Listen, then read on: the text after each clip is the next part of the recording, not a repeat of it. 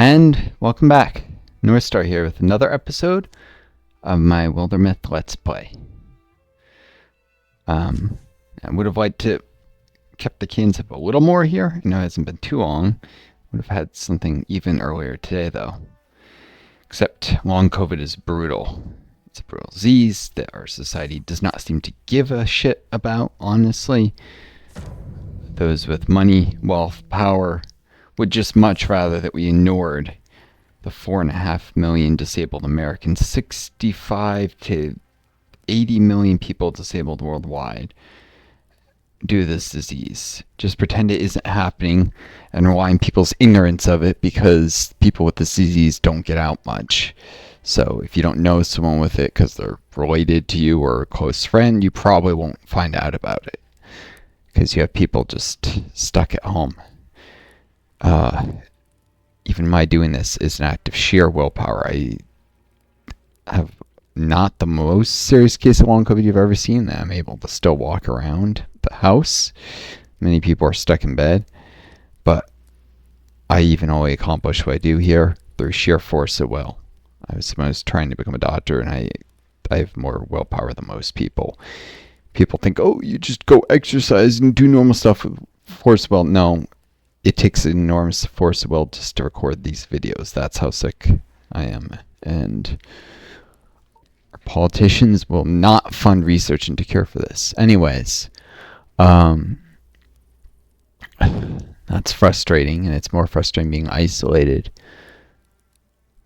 But hopefully, a few of you are enjoying these videos. Can engage with that at least. And this gives me a little way to be social as well as to potentially make a living.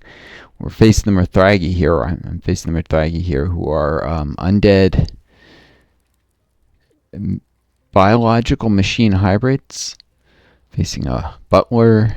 You've seen those before. They swoop up terrain. They can give they swoop up debris off the floor. They can give temporary hit points to their allies. The coachman,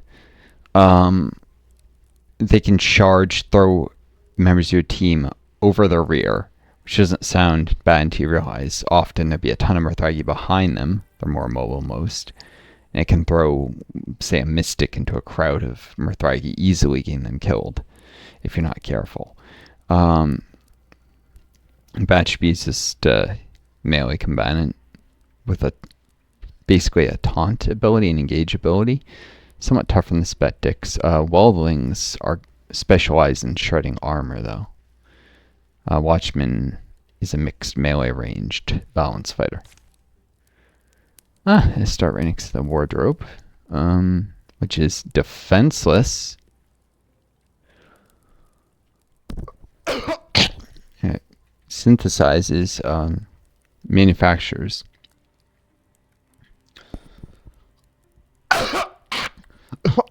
Sorry about the cough. More Morthragi. If you look at it, it's got like eyes in weird places. It's got a skull.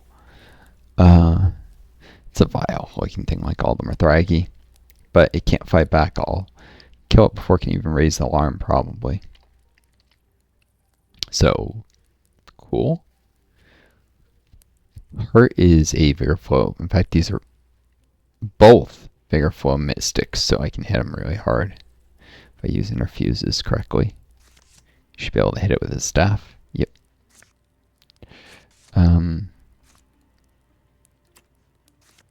Should be able to interfuse with free, swift, quick 3 objects. Which, yeah, with this book, that's all we can do anyhow. 3 objects this turn, and then smack this thing for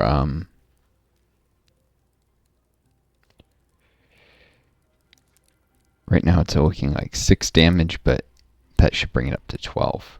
Minus 6, so 6 health. Yeah. I may actually want to rely on the warriors, though, because that does shred the terrain.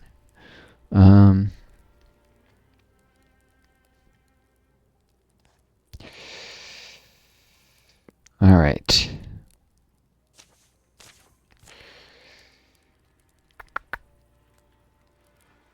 Let's see.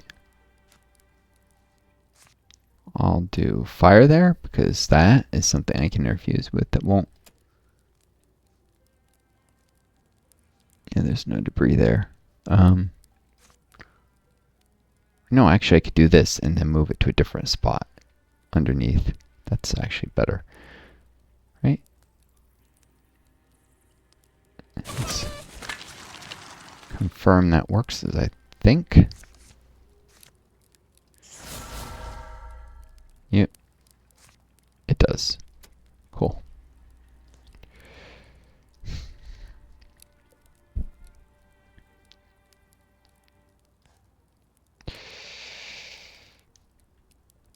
Mistfall. Cedar smelling mist. Once per combat, Boar swirls his coat and becomes instantly hidden, disappearing into gray plane, a cloud of cedar smelling mist. It's a swift action. Powerful. Cool stuff. Adds to his interesting history.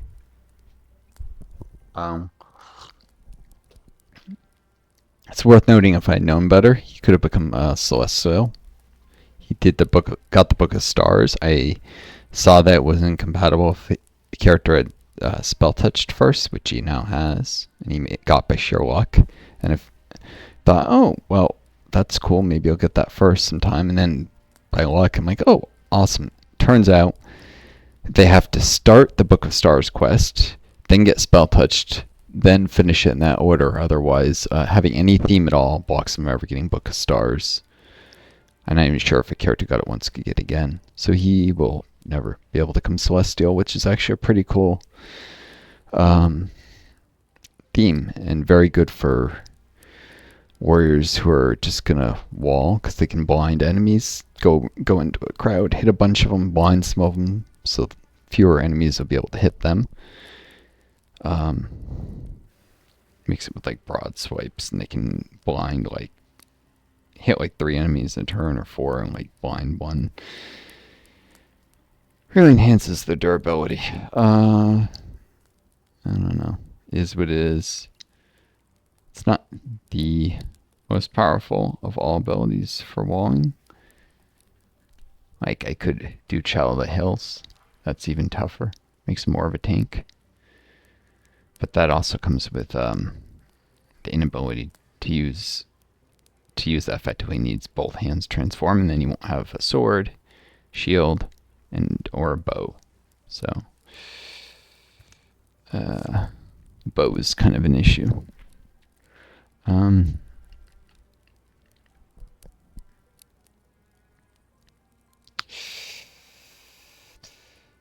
It's a shame. He's a cool character. He's got excellent pre-rolled stats. At least he's got a lot of speed, which really help with warriors if speed and recovery rate, especially if he sticks around to very old age in campaigns. I don't know. Lots of fun stuff with so the transformations, I suppose. For instance, he could get a crystal eye and get a crystal shield. Since his build is sword and shield, shield and crossbow, he's gonna have a shield no matter what he's doing. So if he was lucky enough to get the crystalline transformation, that shield's just a little bit better than normal shields, although it is worse than some of the special artifact shields you can get. There's some really good ones. Well, a couple. One that gives bonus damage, one that gives warding, and the chance to hobble enemies. The warding is particularly useful. I don't know. Probably should have given him Celestial if I had known.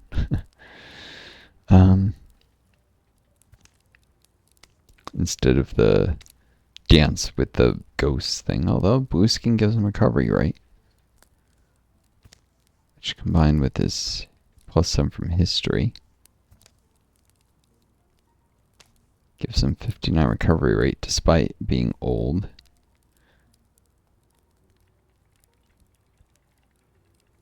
And even he'll still have 37 even when he's extremely old age, or very old aged. No, extremely. So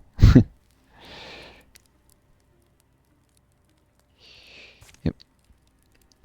Not like some of the characters, like Heart's recovery rate is a pitiful 4.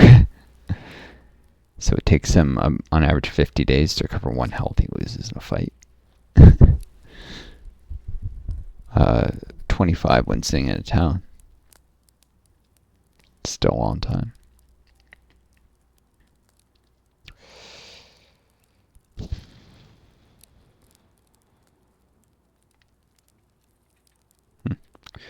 Alright. I could sit here and think about themes all day, and I often do get caught up with trying to worry about that stuff. But, you should probably be the one to kill this, thinking about it.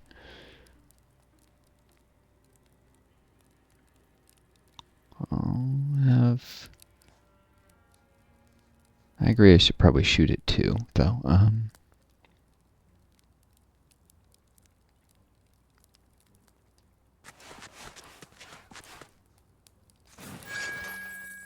Shoot it, because the stunt, that's particularly powerful.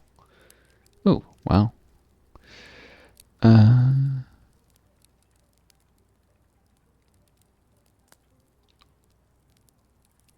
Guess I'll have him go up here.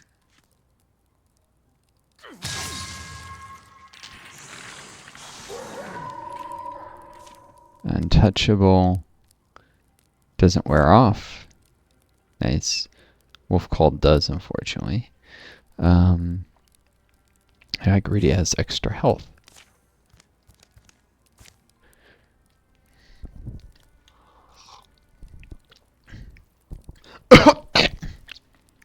These two are walling, which their relationship, their companions, makes that helpful for blocking. It says 60, but it's actually 85 right now.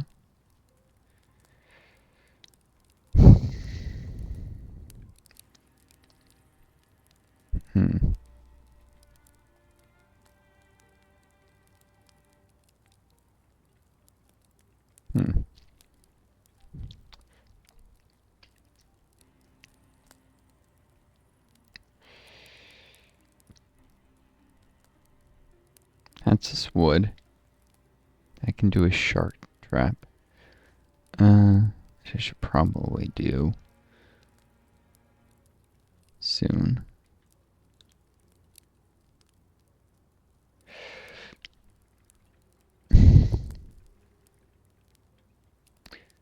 That can steal fire from.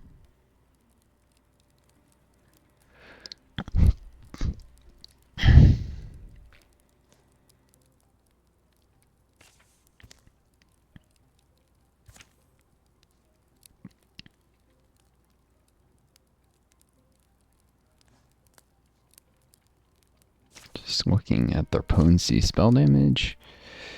4, 7, 5, 6. Yeah. Some more. Maybe he's got a little more. Bray. Sorry.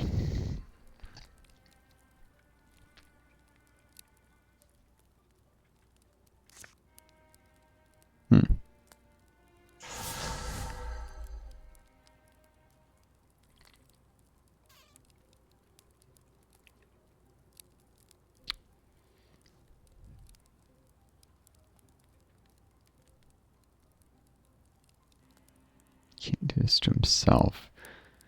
I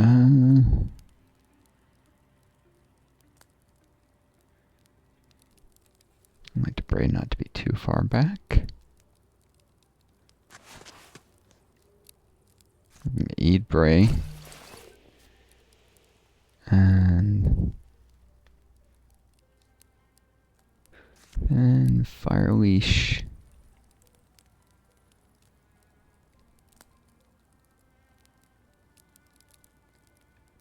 Not there, so it won't burn out.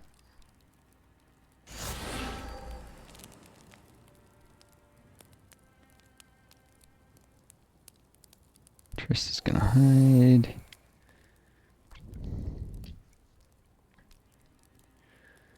Alrighty then.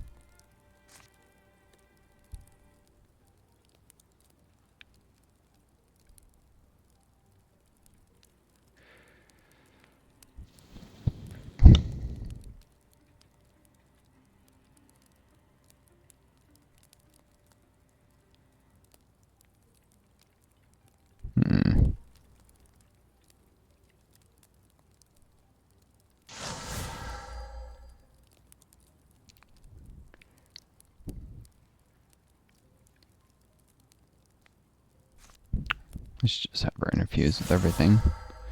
Let's be honest. Alright.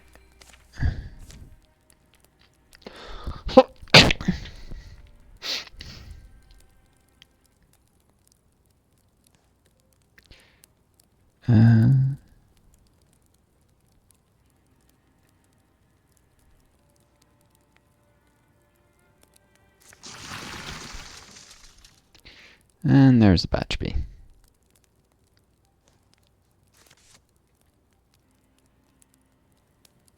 Just out of range of Bray's throwing knives. Unfortunately. 5 range. She could shoot it for 7 damage. It's got only 3 warding though, so she'd do better just throwing a rock at it.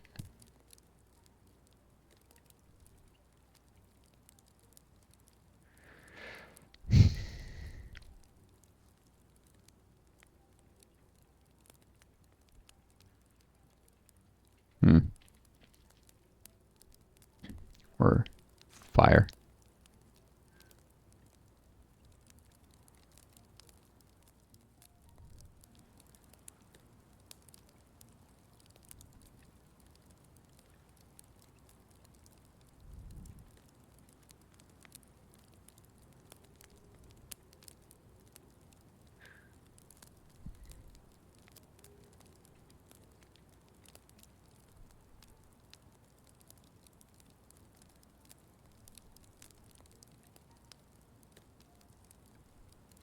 Yep. Alright. Bit of a smell here. Weird.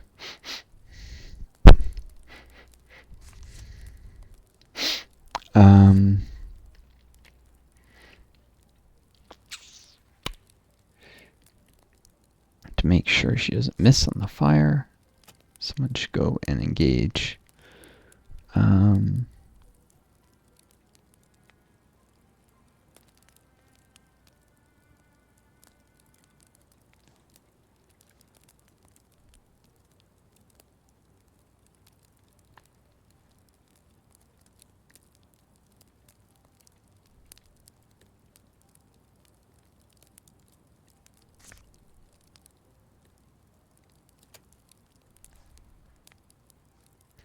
Or actually, yeah.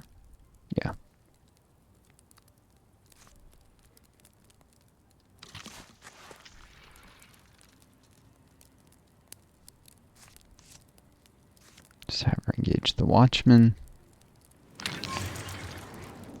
There's a fire there and a butler. That's a bad combination. Because once per turn as a free action consumes up to 3 nearby fires, creating just still leave 1, so the fire will regenerate more. Creating a damaging region around itself that increases in range for each fire consumed, also damage for each fire consumed. So it'll have 3 radius, 3 damage if I remember correctly. Nasty stuff there. For sure.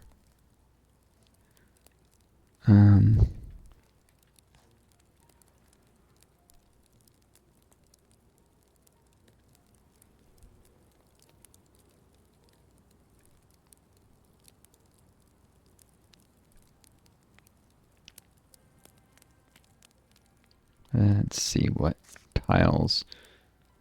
Okay. 4 should be protected here.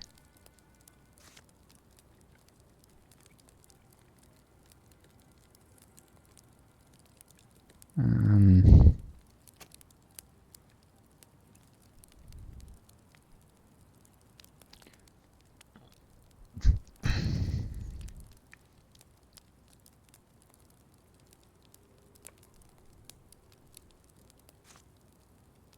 this because I'm going to try and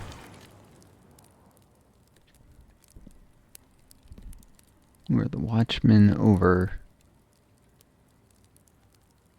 Where is it?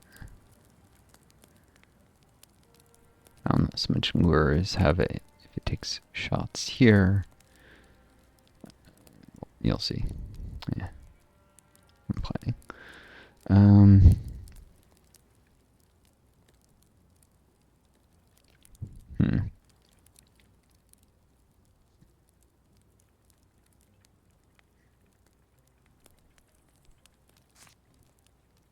Stump was kind of a dumb idea, actually.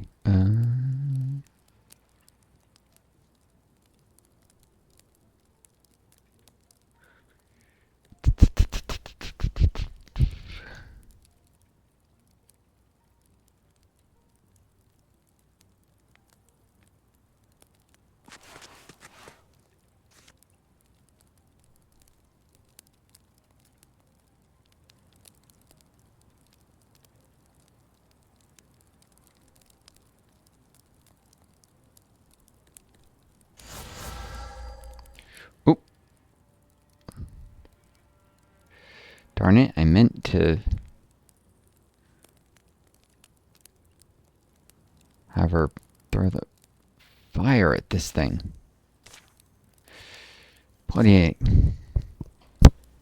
Yeah, I know about the... Oh, God. I make a lot of mistakes. Long COVID, I have trouble focusing. Maybe that seems like an excuse, but just an excuse, but really, it's very hard to think. This,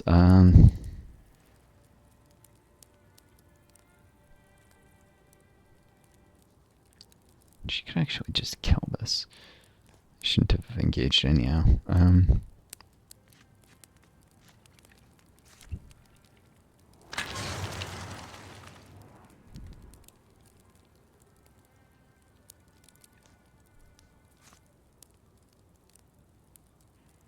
Oh, this doesn't get a flanking chance to hit bonus. Weird.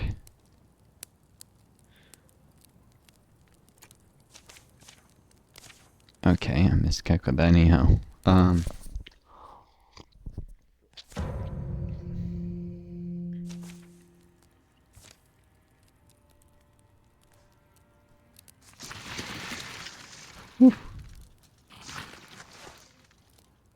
In which case...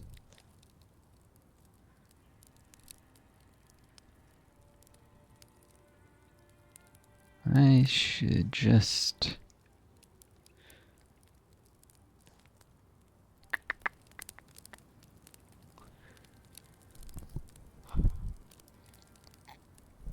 apologize.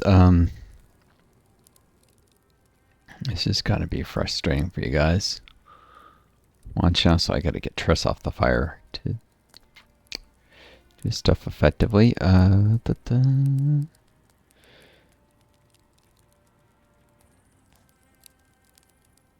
Right.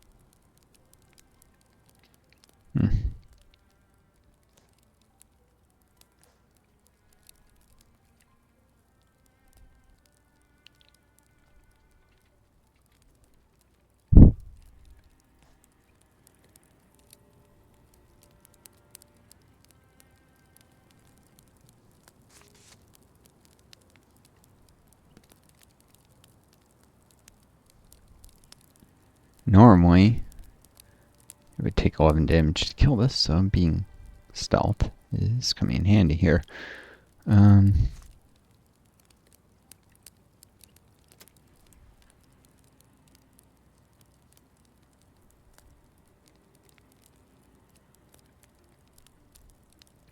believe this thing does true damage, so Stalwart might not actually be helpful here. I'm not completely sure of that.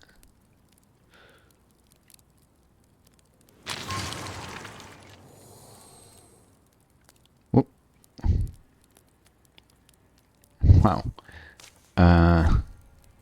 That removes the stealth. God, how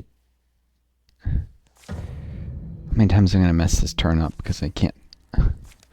Sorry, I'm like on my tea after 2 cups of coffee today. It's just brutal.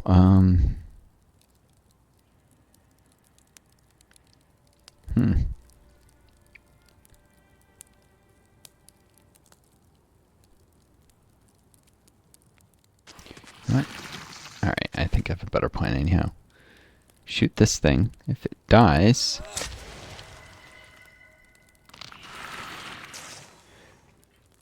as it did, then Boar can engage this.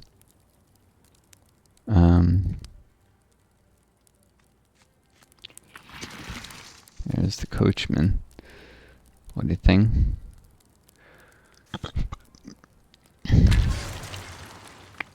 That establishes flanking.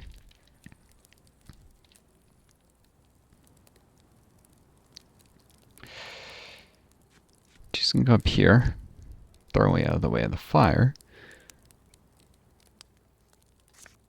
Draw from the stump that I stupidly interfused with.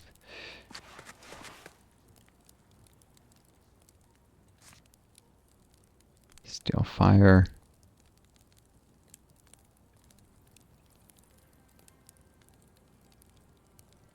Storing. Doesn't really matter what direction from. Storing that thing.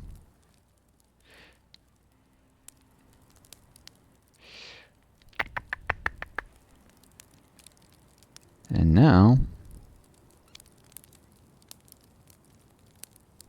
this thing should try and close. Doesn't see Triss, so even if it can only attack adjacent, it should try and move this tile.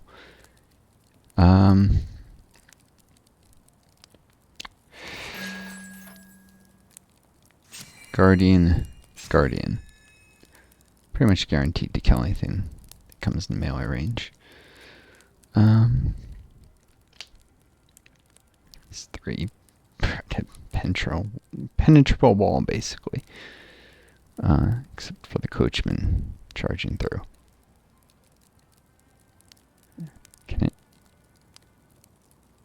Can crush the rocks, so it might be able to just do that. We'll see how it works out.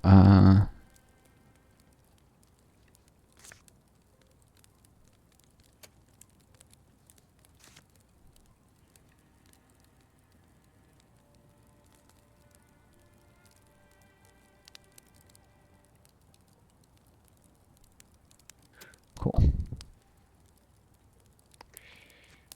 Go up here so we can wall.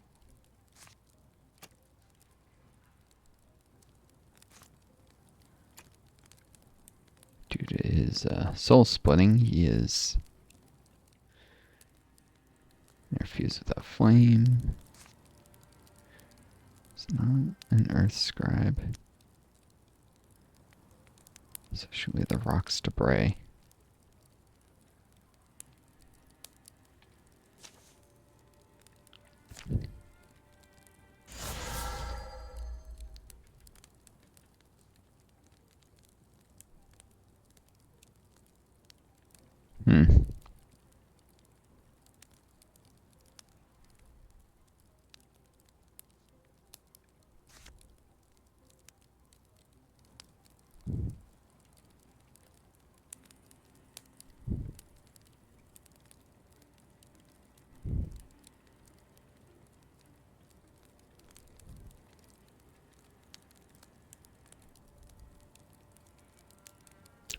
I don't know. This is probably more useful. I don't think I can.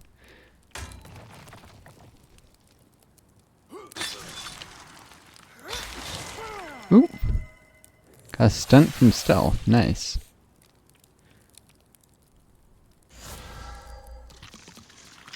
Bling. Spectic. Spectic. Yeah, it's not like they can be damaged by my own.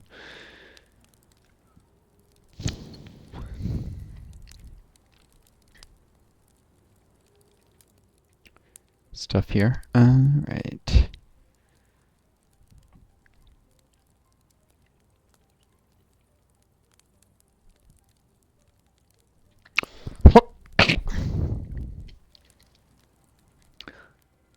A lot of sources of soul splitting here with fires they can light if need be. Figured that rock would get destroyed. So I made sure Bray is in range of this.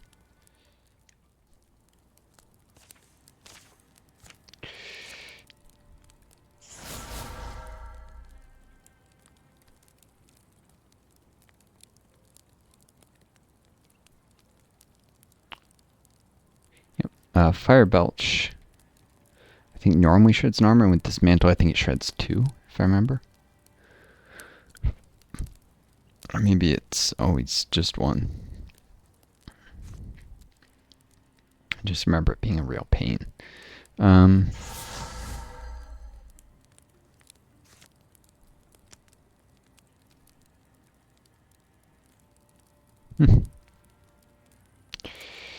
Let's see.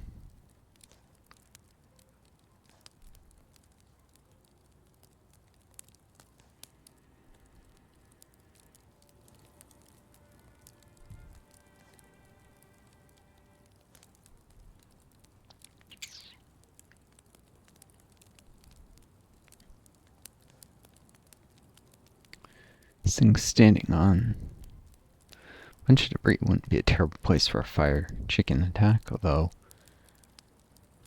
I think it would take damage on its turn. I mean, that's only when it ends, I don't remember. Let's give this a shot and hope it hits.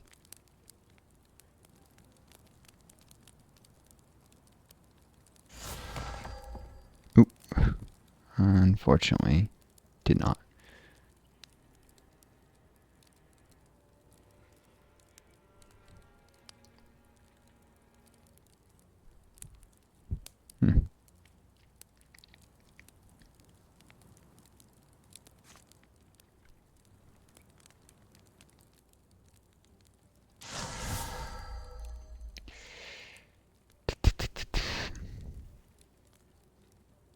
This takes an action to do that.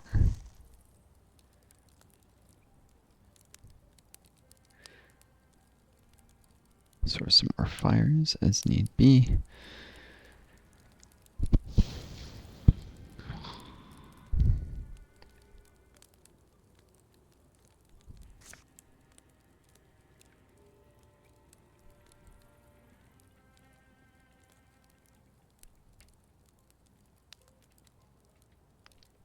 So fire here if in case I need to dream step them like into this tile.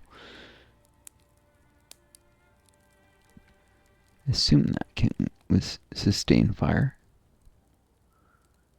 Or yeah, no, in case they get pushed way back, this is does provide cover. Yeah, no. Hoping that can sustain fire, that's the right type of... That counts as debris. Alright, anyhow.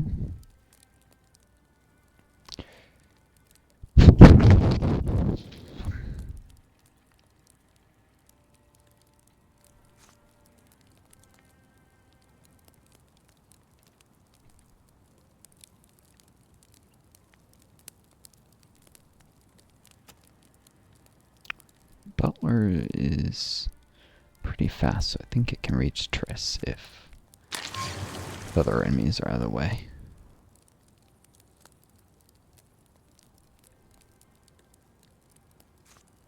That being said,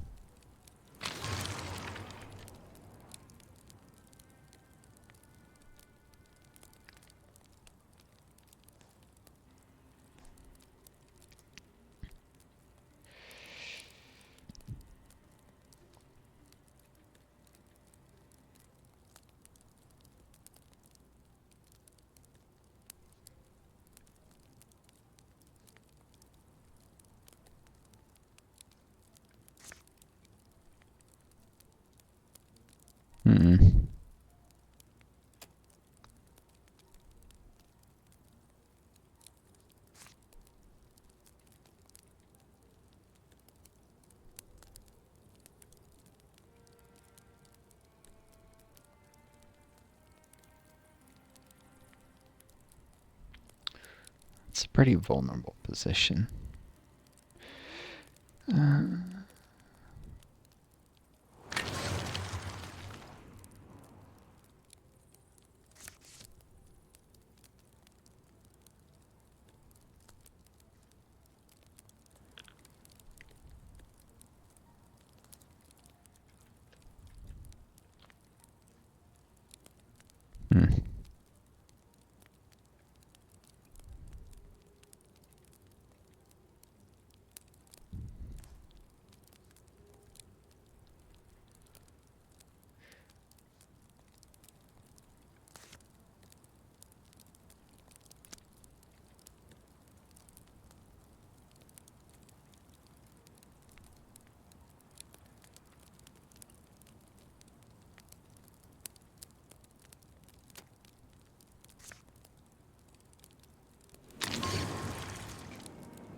Some stand their ground.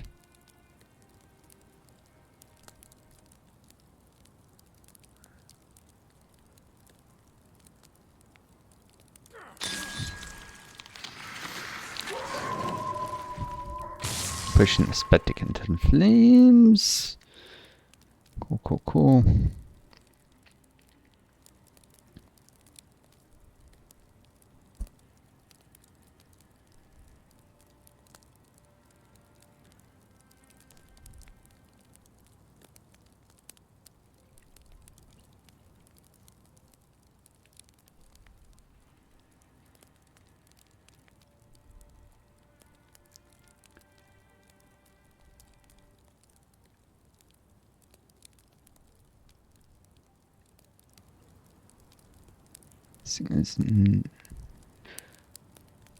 These are both engaged. I see. It's fine.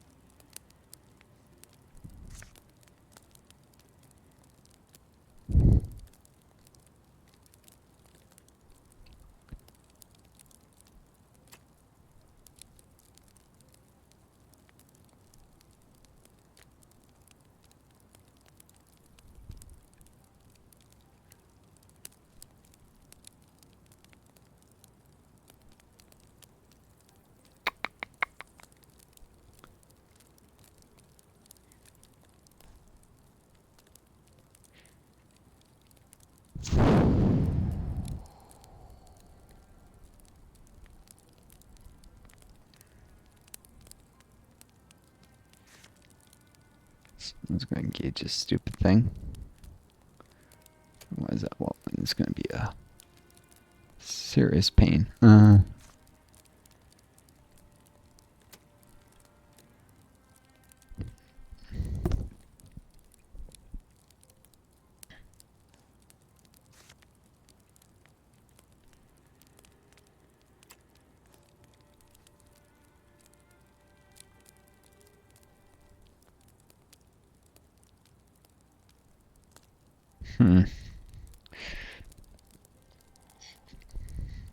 What it has the ability to do, though, is like go here, 1, 2, 3. It can hit both of them diagonally. Hey, I'd like to have him guardian, but nope. Needs the temp armor.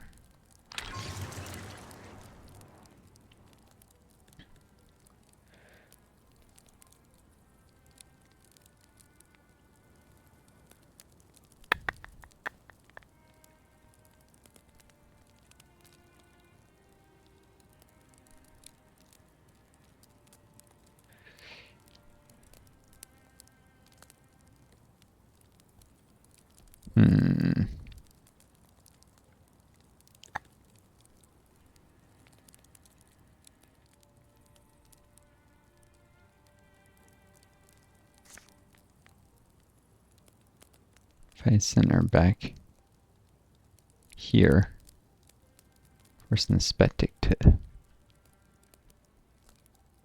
behind the lines. Eh.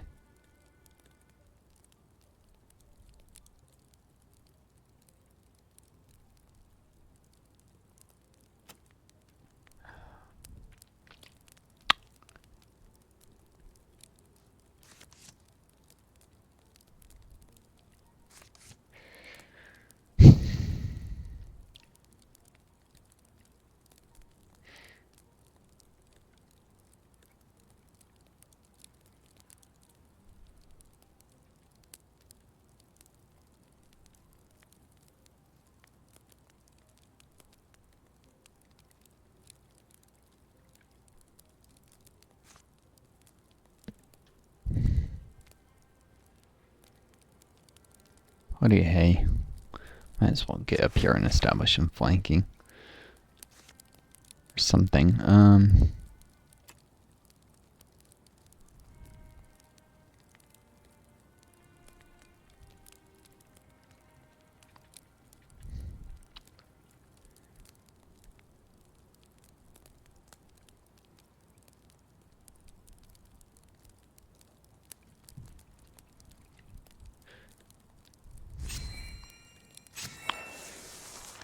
Let's see if this works. Yes, they do on the beginning of their turn.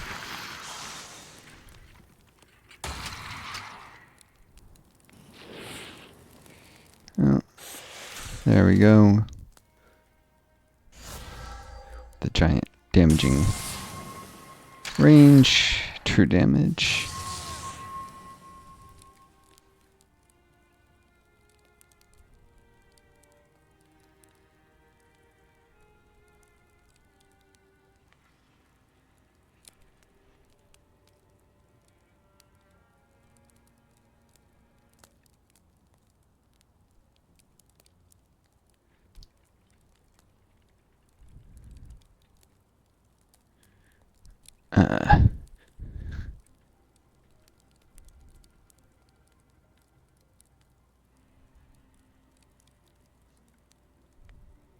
Let's see, it says the thing moved.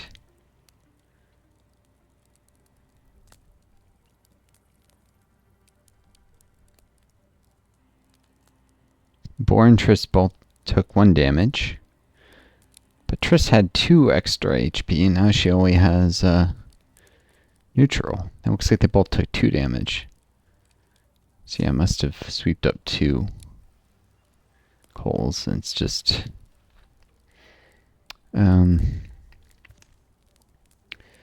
thankfully he's got a decent recovery rate, because Boar is now a little bit burned. Triss didn't get a chance to use her Guardian ability.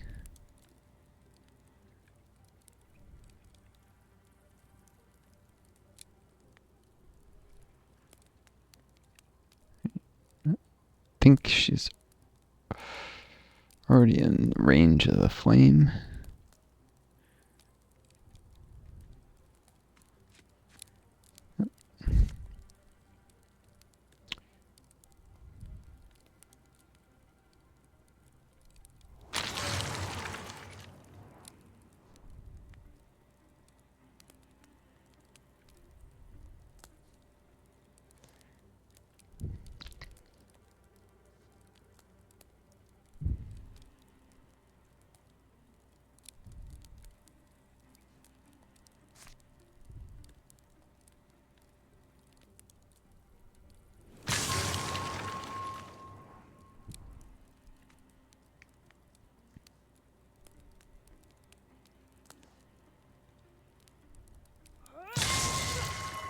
Nice.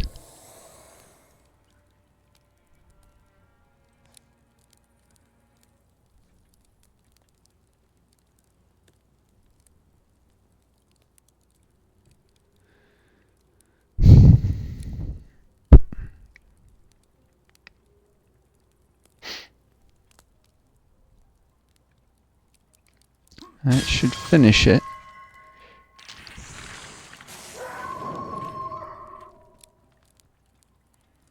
It looks like he's back at 13 health, but 2 of that's temp health, so he'll still be wounded after the fight.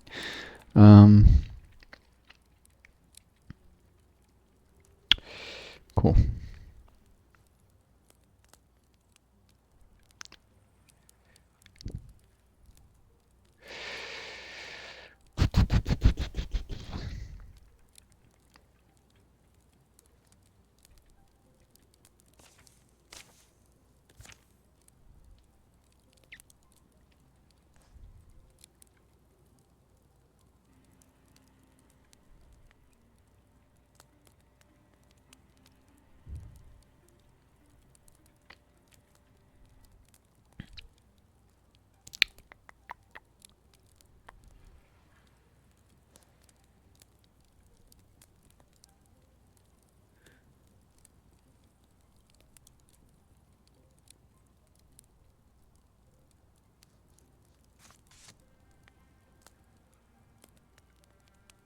Alright.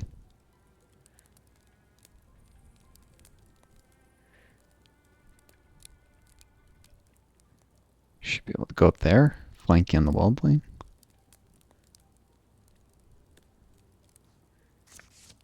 There's no way you can dream step stuff. No.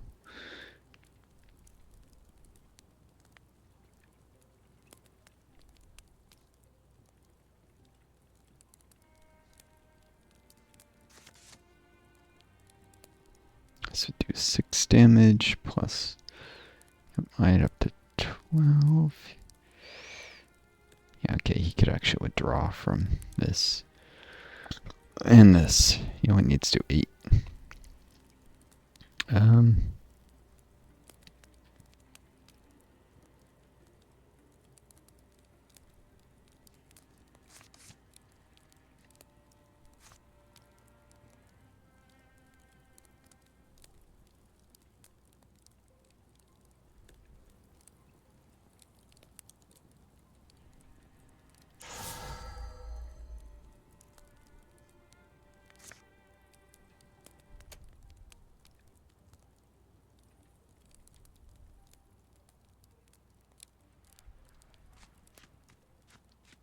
Should get a free interfuse. So I'll do this. It's metal. Humanist interfusion on it, which is a little better.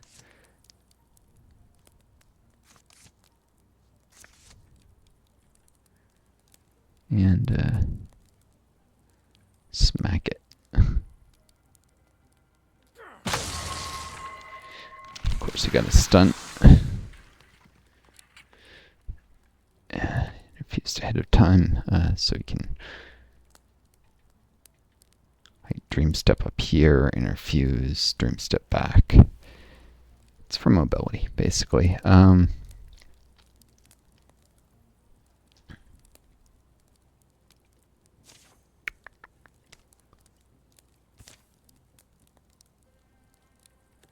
think Mystics can maintain interfusions a couple for tiles further and they can make them, so you might maintain it with the stump. I don't know. Definitely not the fire. Hurt there. But that'll allow the flames to grow. Cool. It's just a Spetic remaining.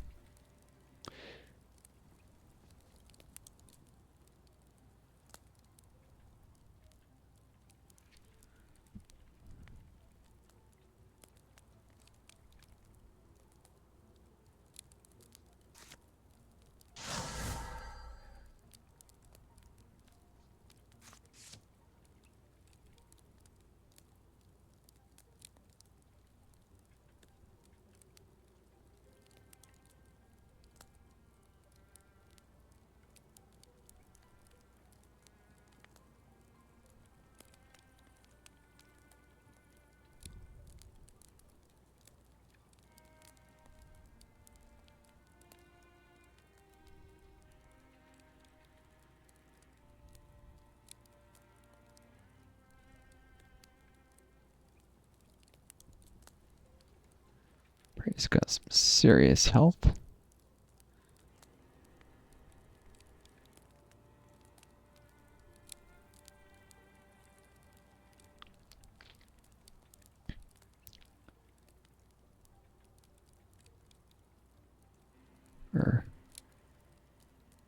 Oh, she can shoot from up here. Of course. Yeah, probably better if...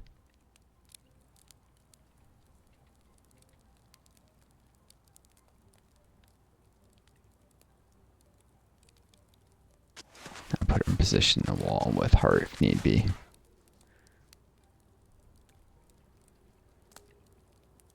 That doesn't quite finish it.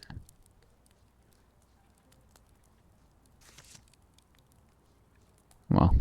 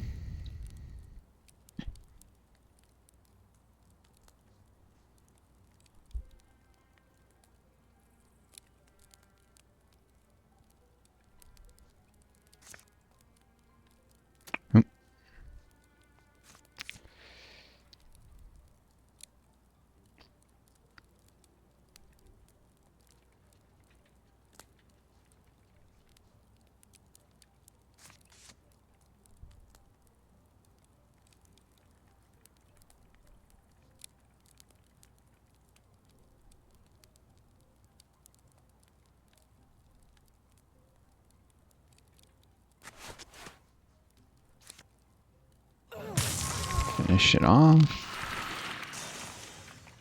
Oh, there was nothing left. I was preparing to scout up, and there was no point in it. Of course. Should have counted the number of enemies better. Ah, a tier 3 artifact mace, the Hail Hammer. Tier 3 artifact stuff is as tough as it gets. To fall on the foe, like the ice god's hail. This motto is inscribed on each of these carefully crafted hammers and dates back to knighted times when people built cities and raised militaries. This is a world that's kind of fallen off since then.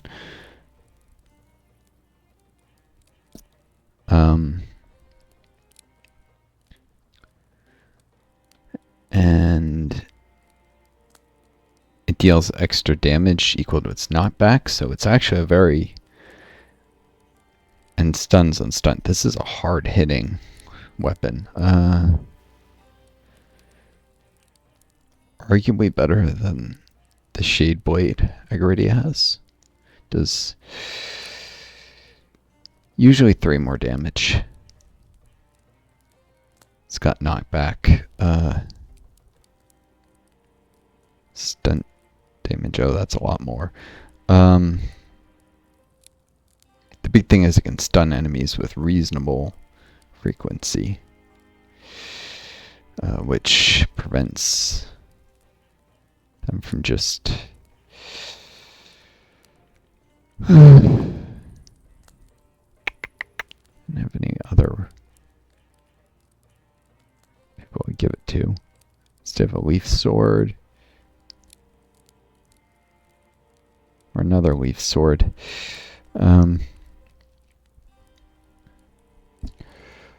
Water is generally more effective. I don't know why I did leaf with everything.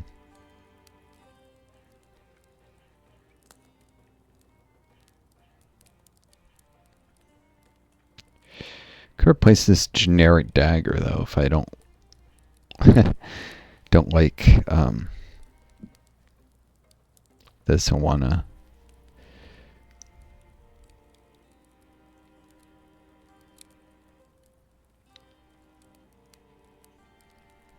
just use it to craft better stuff. The advantages of maces is you can use it to, besides knocking enemies into dangerous terrain like flames. If a character is in Guardian, they can interrupt enemy movements so that whoever they hit when guarding won't be able to attack. Because they'll spend a move getting to melee range, then they'll get knocked back, then they can either spend another move moving again, or yeah, whatever. They're not going to be able to attack that turn. I don't like the loss of accuracy and block, for sure.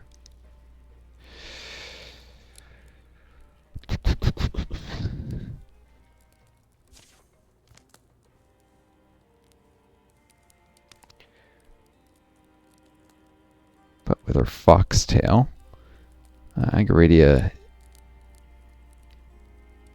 and her use of Wildermyth type armor, which I think at the lower tier it's 10, 25. So she always has at least 29 chance of stunting, 29%, even if she's not. What gives her the stunt chance? Just a ring she'll not keep. Yeah, even if the foxtail upgrade, she's not nimble nature. She doesn't have a lot of the time.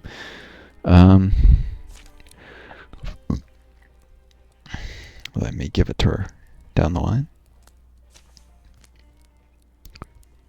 Sorry, local legend.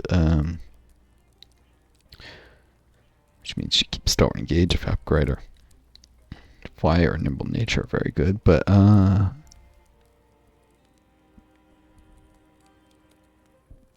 yeah. Gauge so is endurance for this build. I suppose though if I gave her vigilance instead, vigilance plus the hammer probably be better than the sword. I've not used enough, but she can fly into the middle of a group of enemies, position herself further. think I need to do this. Alright.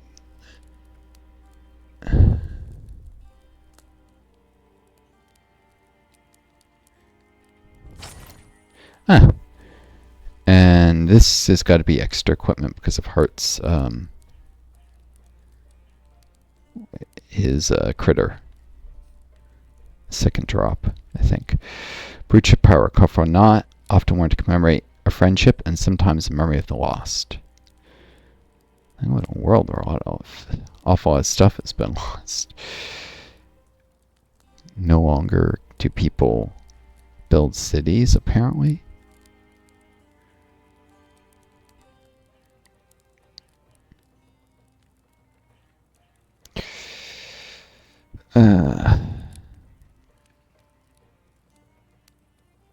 Probably the bonus damage on Bray. She does have throwing knives.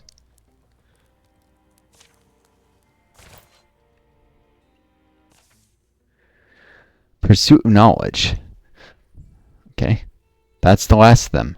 Everyone okay? Can't save.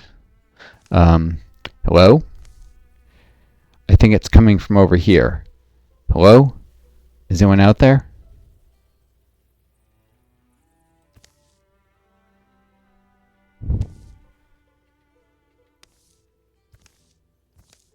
Did we miss one? I'm a person, I swear. Please let me out. I've been stuck in here for days. Can't be worse than what we just fought. Let's open up. Here's to hoping I'm not about to doom us all.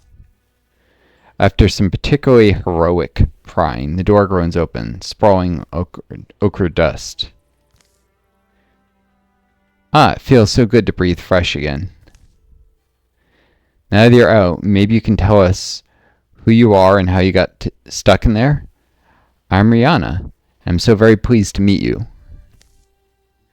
As for how I got in there, well, that's a rather embarrassing story. I came here in order to study these creatures. I thought they were all inert, but they came to life.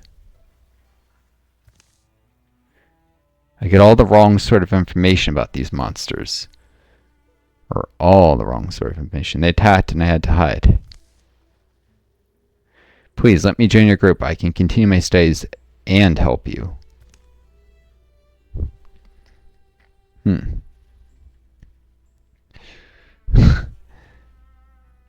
I can recruit her. Costs me 2 legacy points. Or I can tell her to bug off. It's incredibly... I'm going to the final fight, so should just... There's no way I'd use her. She's not leveled up. It would just go straight into legacy. I'm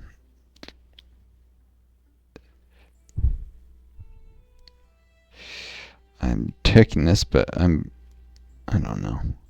A lot depends on if she rolls good traits.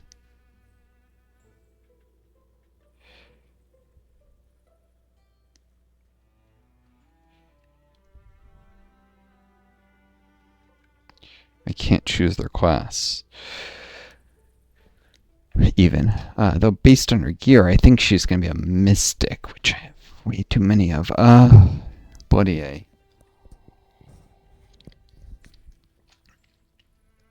I don't know. It's an interesting backstory, and this fight should give me 2 legacy points, so I probably don't need to worry about the cost.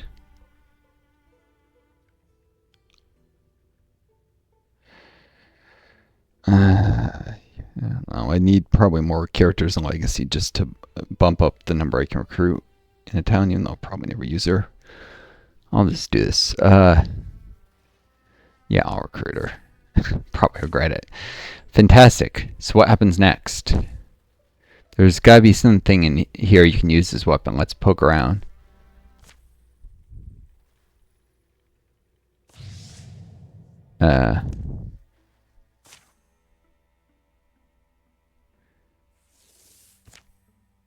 I expected I would get something that was relevant to Boar's whole... Yeah, she is a mystic. I figured from her her clothing. That looked like mystic clothing. It would make sense she'd be a mystic too, wanting pursuing knowledge like that.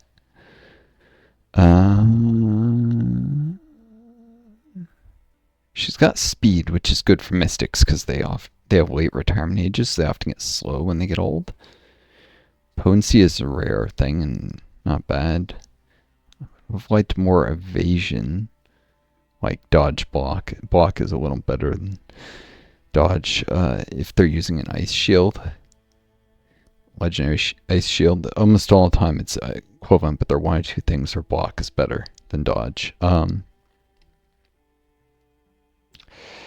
recovery rate though helps if she does take a hit. And considering without bonuses, it can be as low as 5 in an extremely old character. That could almost double it. Tenacity is kind of useless on a mystic. They tend to get pretty old and eventually have a lot of tenacity from their age. Charisma is far more useful. Yeah, she's not great. And she has the hook Broken Heart, which is not a very good hook, because you can apparently get it if a character loses a lover. Eventually, on harder campaigns, they'll probably have that happen. Doesn't give anything particularly useful. Creative. It's not terrible in Destiny.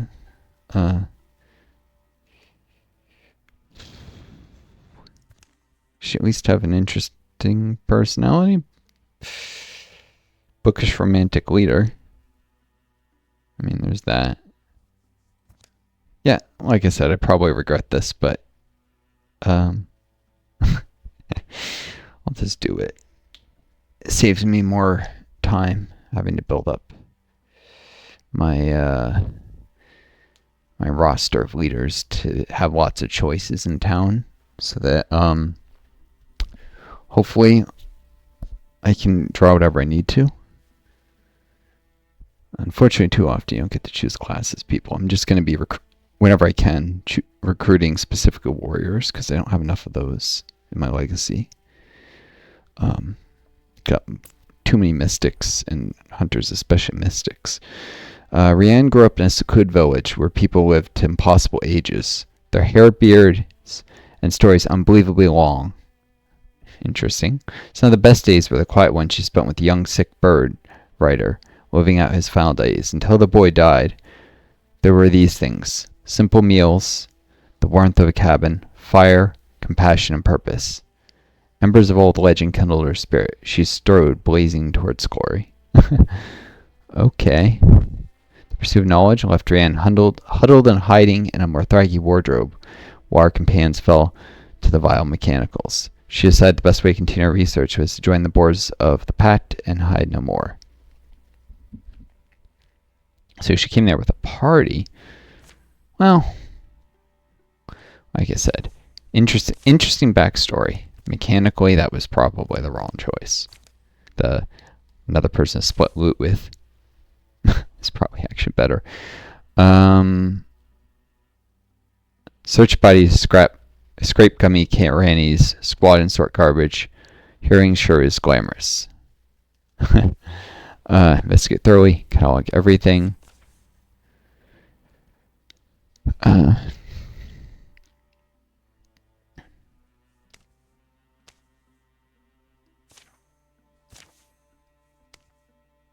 She is a mystic, though, so she can at least help with cataloging stuff. And Boar's burned, so he needs a little time to heal anyhow. Of course, he's going to be fighting alongside Brenner. I agree, so he probably just sits here in the terrain and heals as best he can. I don't think same to town. Oh, he's sitting on the terrain.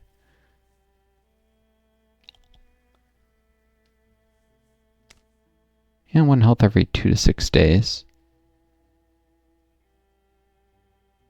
Yeah, he should heal in plenty of time, I think.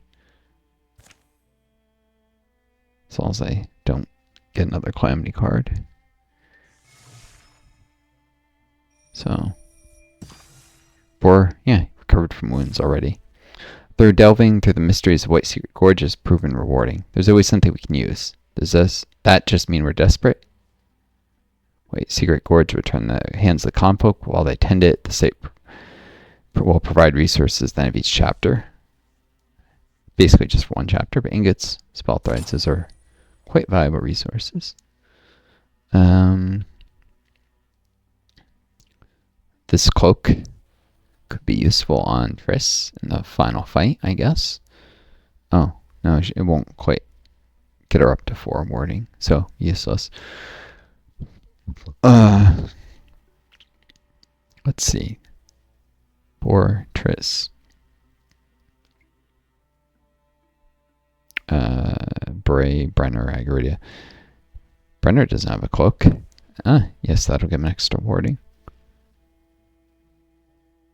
So I wanted to cut a potency from Bray. These are unique codes. There's no way I would ever replace. Heart Cloak is just a standard. Yeah, a little extra warning and Brenner won't hurt. One of the main uses of warding, besides dealing with magical enemy attacks, is walking through fire. Literally, a character with a lot of warding can just walk right through flames. They'll take 2 damage per tile. So sometimes I've been known to go with very high warding parties, like Earthscribe Mystics. They have, like, I think +1 warding per stone.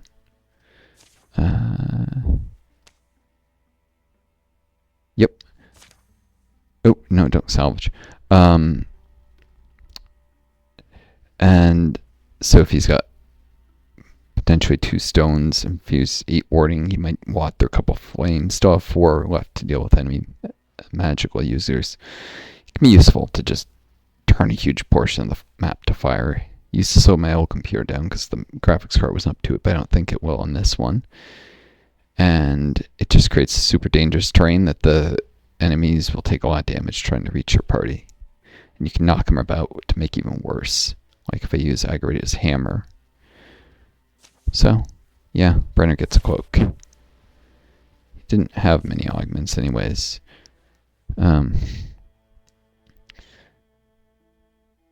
And literally 2 of them were from previous chapter. I think I recruited him this chapter, I should say, from previous. No, this was from previous campaign, I think. So this he got this chapter. This I think he got last. No, or this one it would have been, because yes, these are new in Legendary. You'll keep them. This is from a previous campaign. Now he at least has a cloak for the final battle. He's not well equipped. There's no way. I don't remember when I brought him, but it must have been this chapter. He would have been better equipped by now otherwise. Alright. Everyone's healed up. At the site of the final battle. Guess this is a chance to show a little what happens with the upgrades. This is the final fight. When you arrive, you'll have a chance to make final preparations. When this fight is over, the game will end. What it means is the campaign. Because it's the legacy. You very much don't see an end of the game. You see just end of this particular party.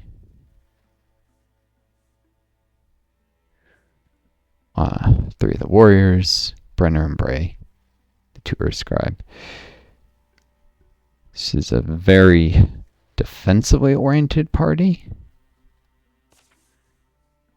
I'm almost tempted, to place Triss with Heart.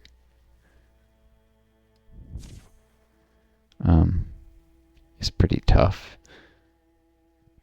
And he can get around the terrain fast, but there's serious use of Triss in engaging to keep enemies from clumping up on one of the other warriors. You know, she's not amazing herself. Developed a strategy, and it works well, of using temporary armor and splitting up the enemies. It really requires a good few warriors to work, but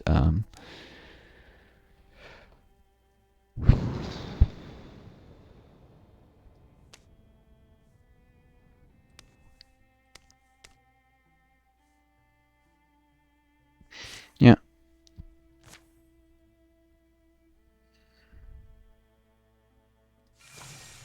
The final fight. Probably do the actual fight in next video, but I could get as far as at least the battle starting and saving. Whenever the sun goes down, camp unfolds around a spark, and then it's time for talk, for cleaning and patching and polishing. This last camp is no different. Preparations they made toward the coming day will get finished or forsaken beside the final fire. Get all the harvest of materials. I can't use any legacy points because I only have 50 and I don't want every one of those for upgrading heroes, unfortunately. I don't remember if you get legacy points in the final fight, but it's probably best not to risk it. It's too much effort. Still, it's the number of resources to upgrade people. Looks like I can't upgrade people who are not in this party. Okay, I was worried that was the case. I might have liked to upgrade Genli's gear. Shoot.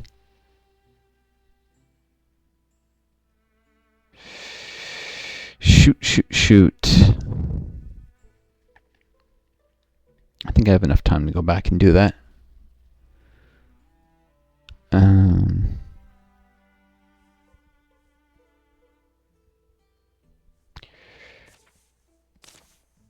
Yeah.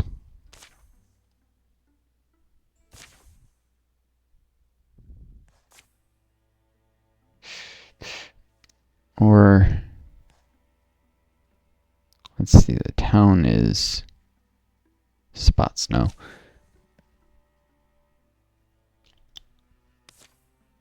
It's 30 days till next calamity. That would have been after I finished clearing the site, right? Nope. I'm not going to read it.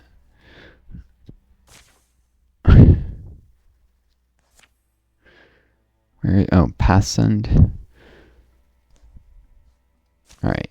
Clear all and just see how long it takes to get can we each say 24 days to here. 26. See, actually, it's pass send. It's the closest. Yeah,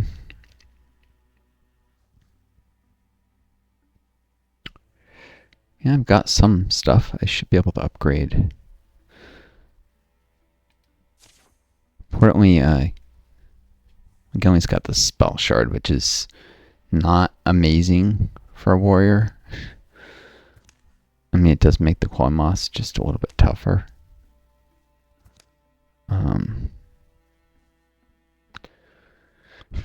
Oh, she only has 3 potency, so not even.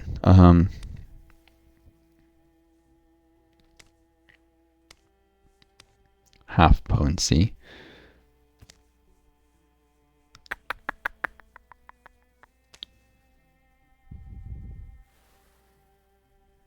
If she came in as a level 1 warrior, it might be useful in the future. If I didn't promote her beyond folk hero, I suppose. The spell shard isn't terrible, but at the very least, I'd like to enchant the crossbow and the dagger. Enchantment types do keep future campaigns, like if I turn into a water dagger, something like that. Anyone else? Rihanna also needs gear upgrades. For sure. She's got nothing. I'll never use her again. She's not amazing. Oh, she starts with a bow. That's rare for a mystic. Good for flanking at a range. Soup spoon is basically a wand. It's not amazing.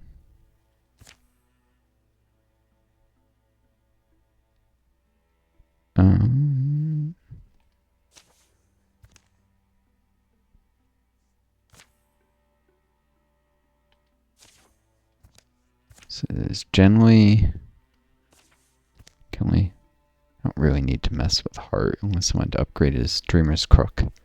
Occasionally, if you when you start bringing heroes of legacy, they'll either start with tier 1 or tier 2 weapons depending on the chapter. So it could get downgraded, but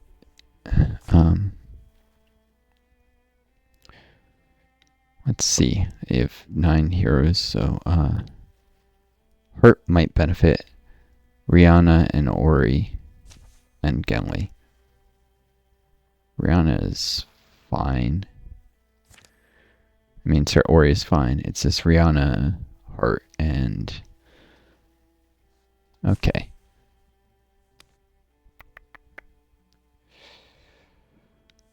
Thymagus could act as a guide to get him there quicker.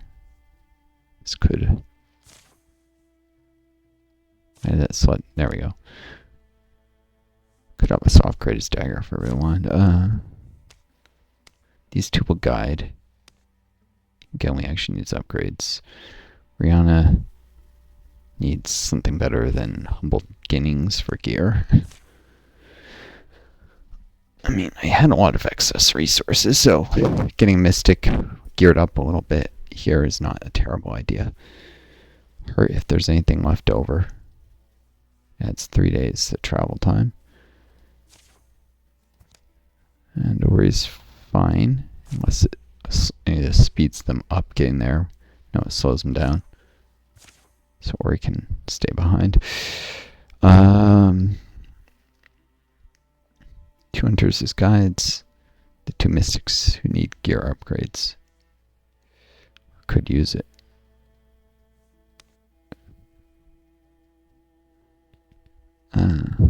Well, I think you can only do 1 gear upgrade in a town at a time, can't you? Shoot. Yeah, you can.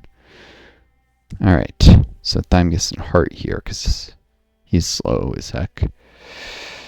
And he might get upgrades. And Genli...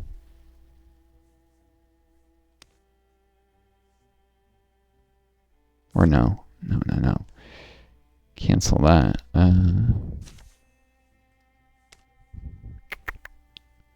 No, Thymagus, Hart, and Genli.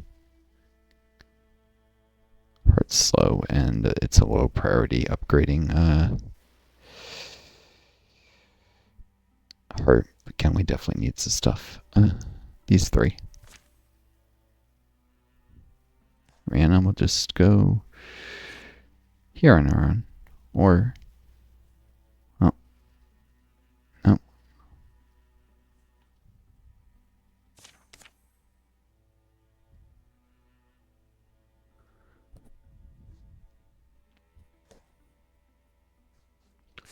I bet she could benefit from traveling with... Ori? No. That's a day.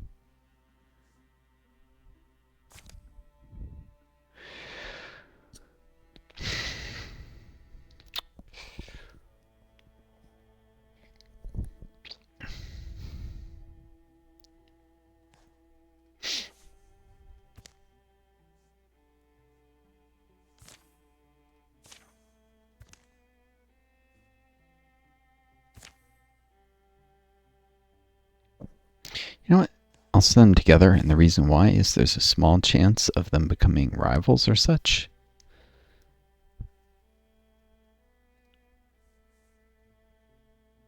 Wait, it's not adding a day now, it's adding more in a day.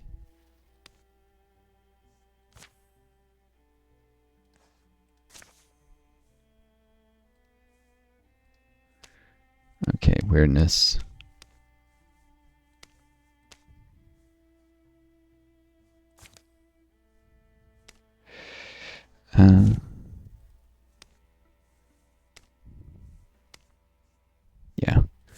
only adds one day, and maybe if they become like rivals, I might save that relationship if I feel like it. If they checking their customization, because if they liked women, they could even become romantic partners. They were both bisexual or lesbian, which exists in this game. Characters can be gay, bisexual, lesbian.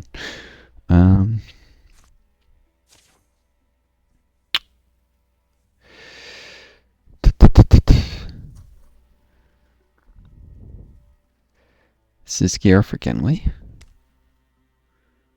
Yep.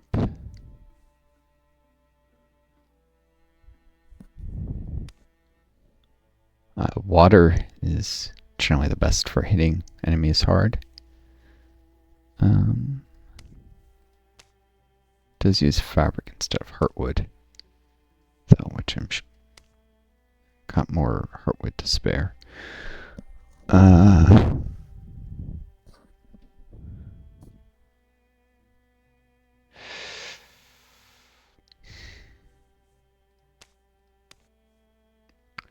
Probably need the fabric.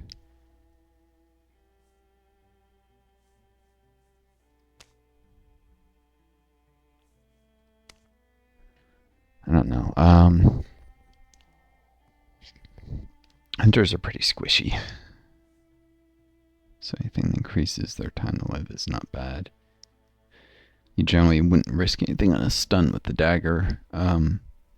So you're doing it when you got flanking already and are sure to kill.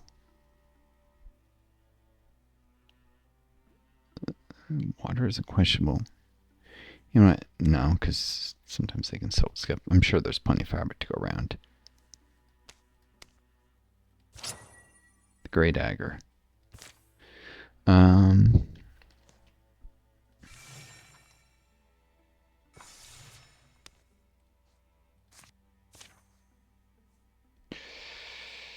Alright, Rihanna needs robes. That's the most important thing for a new recruit character. Dusty Drab is the higher armor choice. It uses less fabric. Instead, replacing a fabric with a hide. And less spell threads, so yeah. The patch shawl and longshirt of Traveling Mystics has, through history, informed the common petitioner that magical help is at hand. Thick enough to be roadworthy, this hardy stone guise serves better for battle than many might suppose. Excuse me. Indeed, if either leveling or an augment gives them an extra half armor, they'll have 2 armor from equipment. Dusty Drab. It's pretty standard gear. Oh, there's a infestation in the Gramwoods. I don't want that to spread because that'll make the last final fight harder. So those who are there, well, patrol.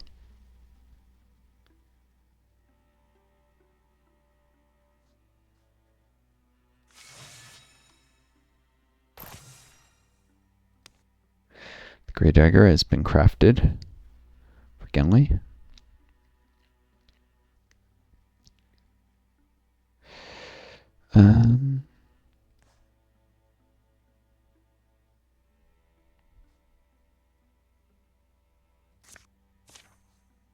Or Genly could.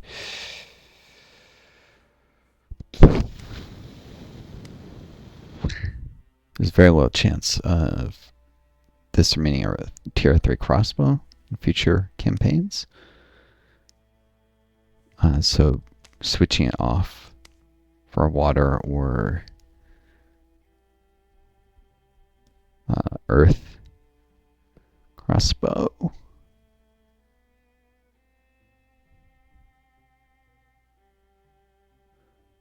Of a lower tier is definitely smart.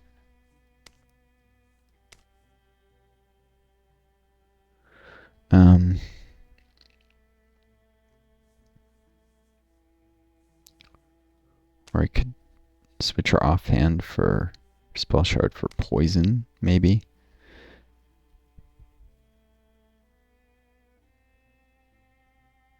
her claw moss a little less effective, but allow her to poison enemies with her bow.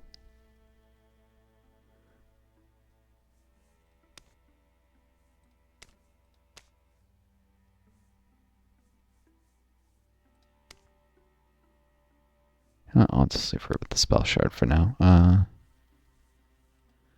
She just needs a different bow.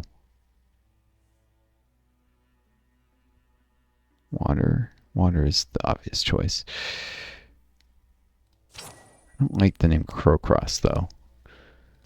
Something that makes it clear at first look that it's a water bow.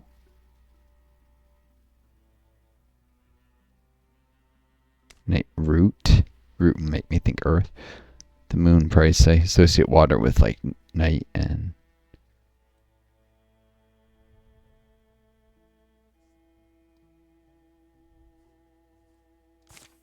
yep.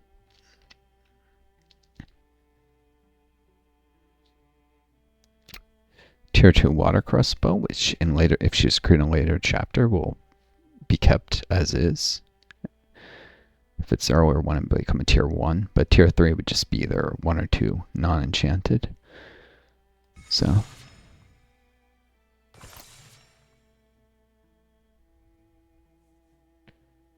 the two hunters became closer friends, and Dusty Drab was crafted for the new mystic.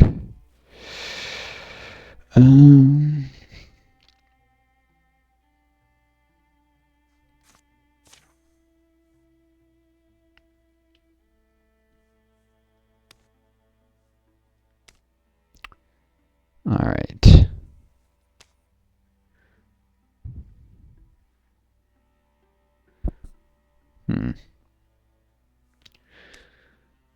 Bows are great and all.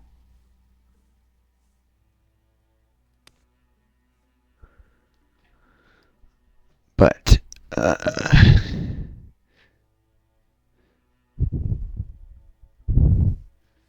crossbows better. They don't have minimum range, and they can be combined with a shield, which mystics are squishy. So shields, good, very good.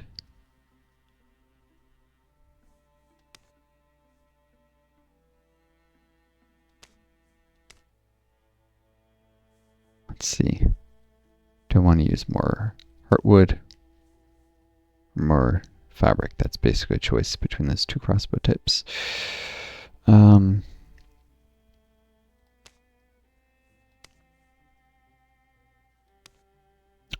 I could give her a proper wand, but ability tier 1.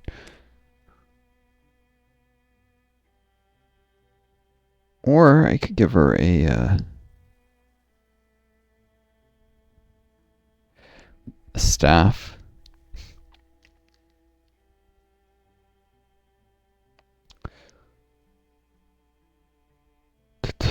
Two heartwoods of fabric and 4 spell thread.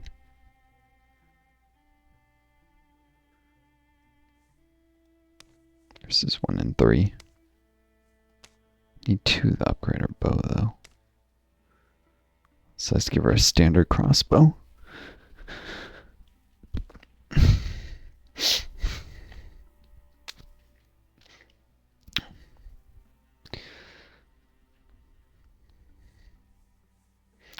Only real reasonable alternatives are a dagger for enemies to get close and get swarmed, or a sword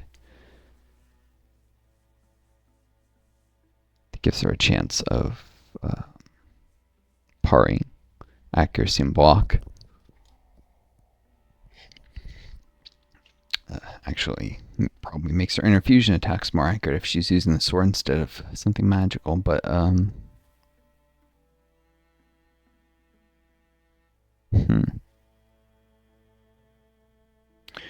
that takes 3 ingots versus 1.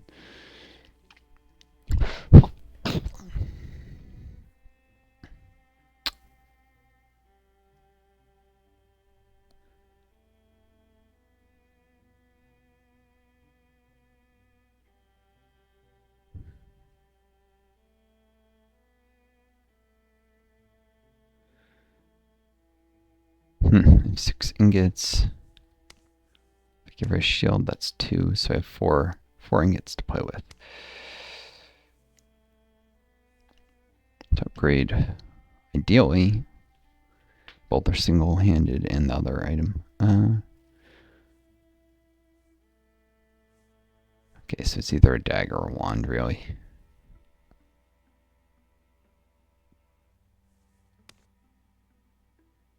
Or I could give her a generic staff. If she's lucky enough to come across a nature spirit, she'll be able to enchant it in the future.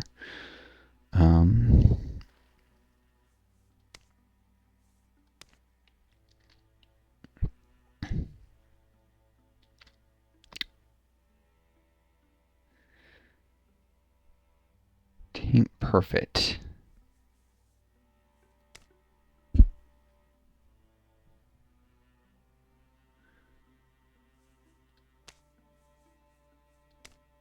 That'd be 2 spell threads.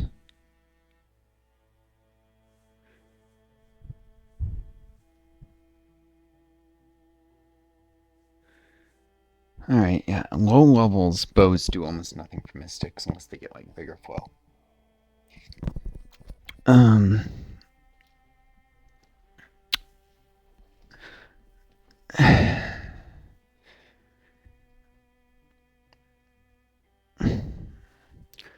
Farm bow is definitely not terrible. We have so much time to craft stuff though. I remember. You know what? I'll get a better estimate of time. Give her a shield first.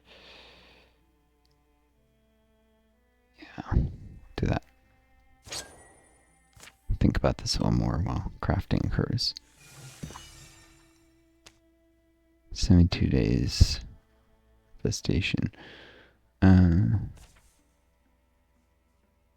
18 days left on the crafting.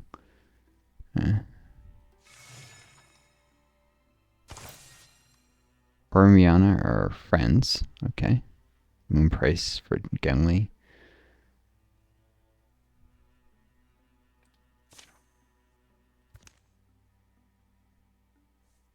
She has better water crossbow. Due to resource limitations, I don't think I'm gonna upgrade parts. Dreamer's Crook. Ooh, that's expensive. Yeah, no, it's not happening. So I will send them to Spot Snow. Or that maybe someone will become a rival. Rivalries are generally a little better than friendships. When somebody stunts the rival, then gets a higher chance of stunting, that can be very powerful. Romances are great too, though, because when their lover gets attacked, even if it's a shredding armor, they get extra bonus damage, which is more reliable than stunting, obviously. And also, 2 lovers in a party together have a chance of having kids, which the kid will be start off with a level 1 relationship with both parents, so that it's a little less time for them to become really close friends, or sometimes they even become rivals with their parent. I've seen it happen randomly. I don't know if it's supposed to. But basically, kids are just a little bit closer to their parents than they are to unrelated individuals, usually. Similarly, sibling relationships, I think, exist as well, or are supposed to. I've never seen it, but so sometimes it may be worth locking in a rival or lover relationship if you are going to say, and I think I might do this next, do a legacy run, starting with legacy heroes. Things are a little bit more difficult in those runs, but I do need to focus on upgrading my existing legacy heroes. Of course, that won't let me build the warrior ratio better, but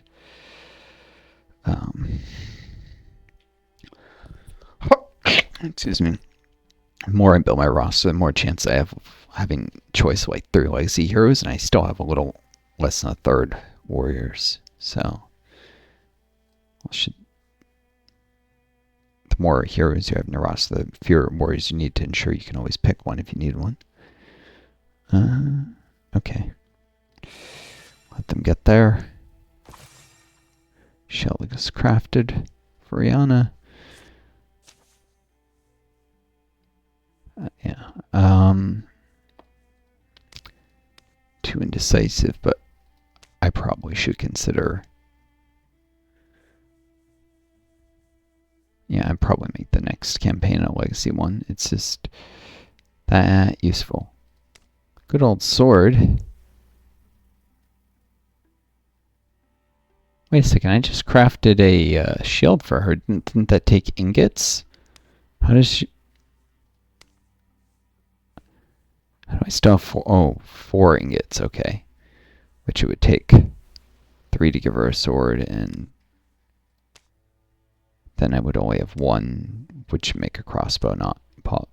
Well, actually I could do a crossbow. Oh.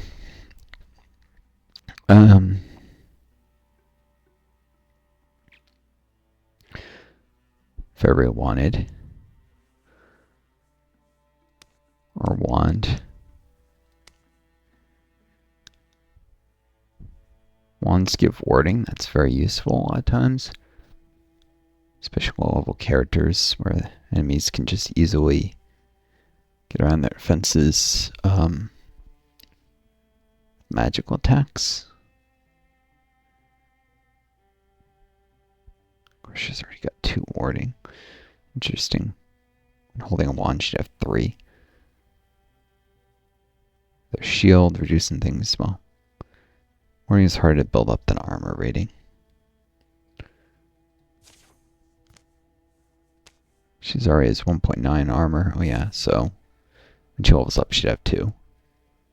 She Earth scribes it up.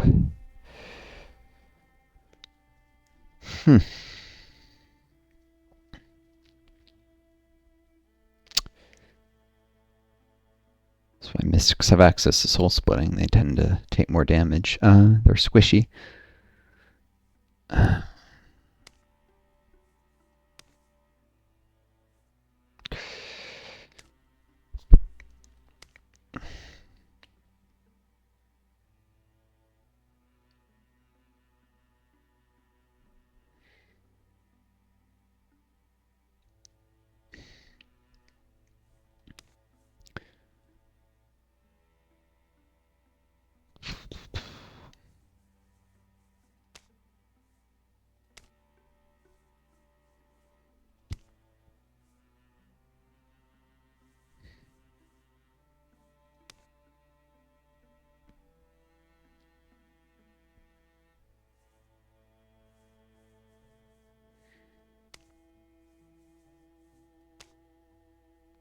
Turn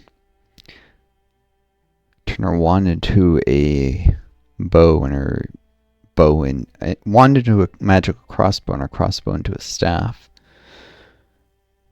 The staffs give blocking. Yeah.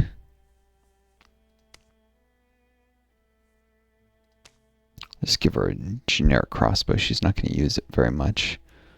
Or a dagger. What about a dagger?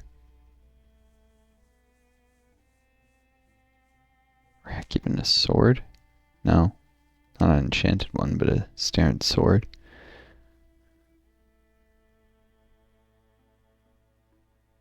For when enemies get up close and personal.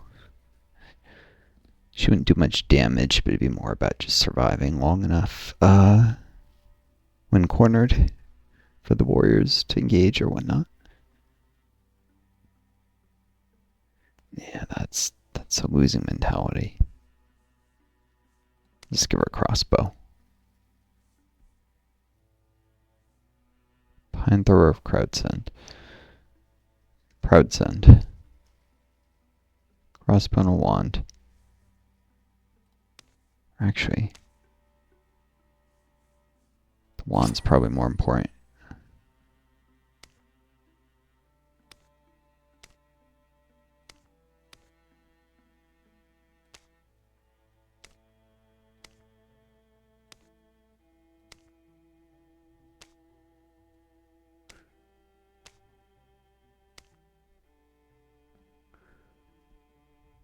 Mirror Wand of Stony Wick.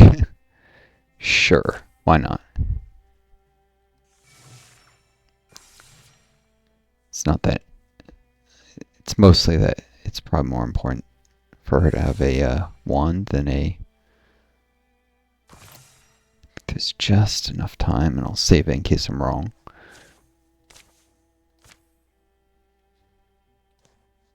To craft her a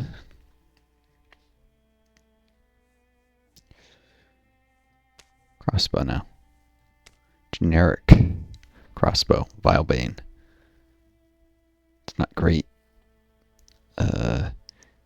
Does all 4 damage with enemy armor, often like 3 or 2. Some enemies just shred in armor if they have 4 armor. But it's a backup weapon for when there's nothing she can interfuse with. Most of the time it'd be wand attacks, which is... I was thinking about staff because of the block chance and such, but wands do more spell damage, so their interfusion attacks hit harder, and it can be combined with the shield here. Plus they have warding. It's overall just better to use a wand than a staff, especially for a low-level mystic. Higher level ones might have more use of a staff. Okay.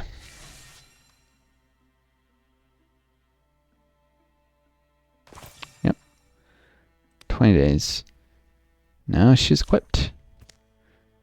Crossbow, wand, and shield. Most time it's wand and shield.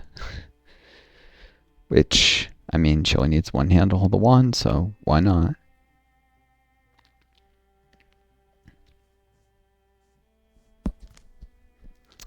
Mystics, especially level parties, may be the more hard hitters of a party, but enemies will, for that reason, try and focus on killing them quick because they're squishy. So unless your warriors are really good at keeping enemies away from your mystics, it's often worth upgrading their survivability over their damage further. Because they're the first people in the party the enemies will attack. That essentially buys time to live for your whole party. Whereas your warriors, who will be ignored, you may want to give higher damage. I think it makes the AI realize they're a little more of a threat and actually go for them more. Basic concept of threat and tanking, and I mean, this is very familiar to anyone who's played like many RPG games, MMOs, any of that stuff.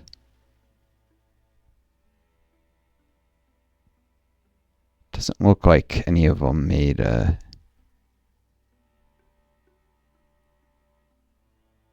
further friendships there. While I was waiting here, and others, they just got to be like friends, no rivalries, but it was always worth a shot. Alright, I should get a harvest of resources, and I'll find out what it's going to tell me for this final battle. Same as before, whenever the sun goes down, camp. The last camp is no different.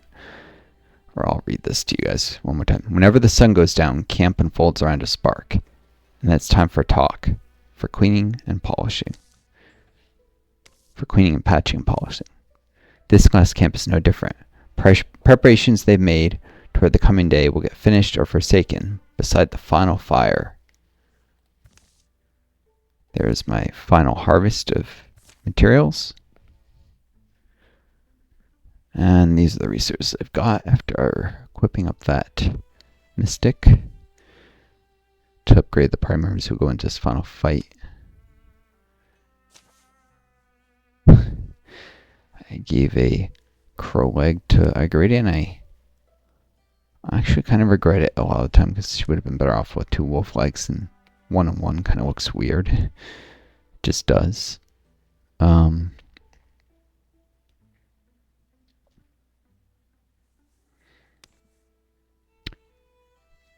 I don't know, I'll probably eventually give her another crow leg, and it'll just be overkill, wording wise, but I guess if I ever do a Threxel campaign, she'll be extremely well equipped to fight the Threxel. So there's that.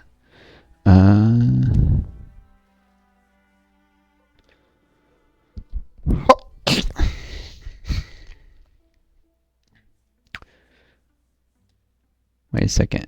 Oh, okay, Boars, yeah, got the night mail. Do not know if I should have kept him in Wilderguard. I think Wilderguard is better with the higher evasion speed, but it'll downgrade into Link mail a lot of the times, most campaigns. You can, I think in Chapter 5, still keep level 2 armor, but most time, even if you have level 2 weapons, you have level 1 armor. Link mail is definitely better than Brawl Guard.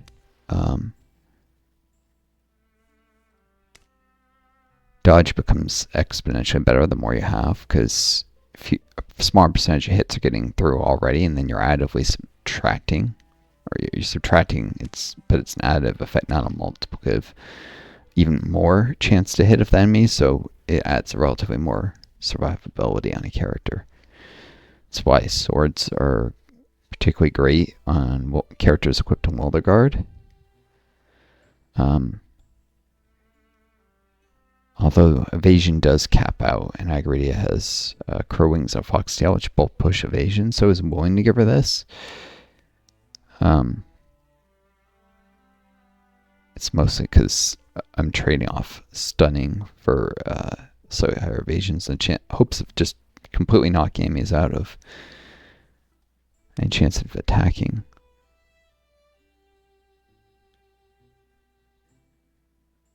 Stunned action. Yeah, cannot take any action. Can definitely be useful to stun enemies. Yeah,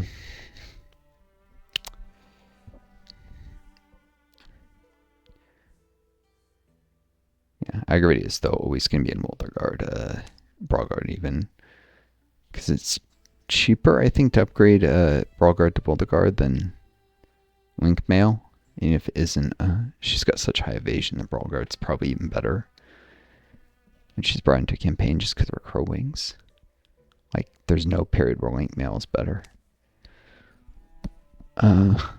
Does not hold for the other warriors. The ones who are more generically human. Who haven't sprouted all these beastly wings and legs and heads and stuff. I mean,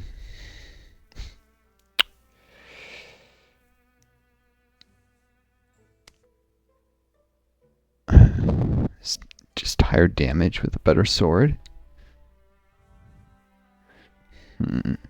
Versus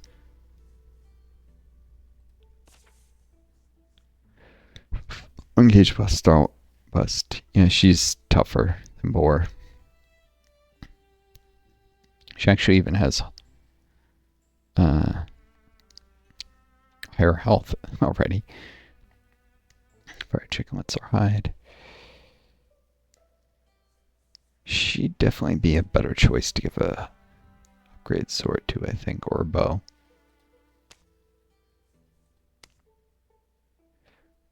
I've got the ingots. Hurt with the hides. Spell thread.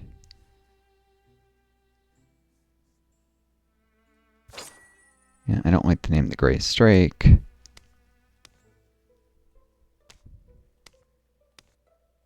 It always likes to give you names that seem to be associated with other elements, though. Like I get a leaf sword, and it'll keep giving me things that are associated with like water and fire. I get a water sword and give me stuff that's associated with stone. I don't know why. Probably maybe just notice it more. Give me something associated with nature. Come on. Emerald, souls, both green. Fine. She wields a mythic sword, imbued with the wild, growing spirit of leaves. Yep.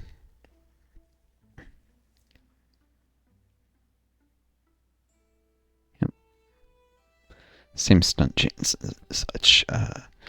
Just the tier 3 sword does a little more damage.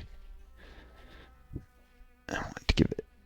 Boar is of my warriors the one who is most likely to get wounded and need to fall back from the front. It's because they never got him. He never managed to roll Stalwart, not even once. So as good as Untouchable is, sometimes he can't use Engage well. Just the positioning doesn't work, and he can get overwhelmed. That plus being Nightmail instead of Wilder Guard. At a high level like this, it's obviously suboptimal.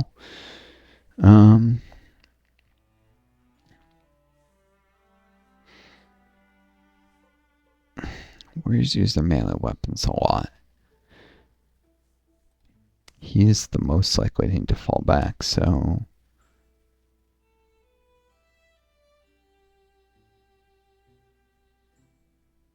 Of course, he's also the most likely I'd want to have Engage in melee when...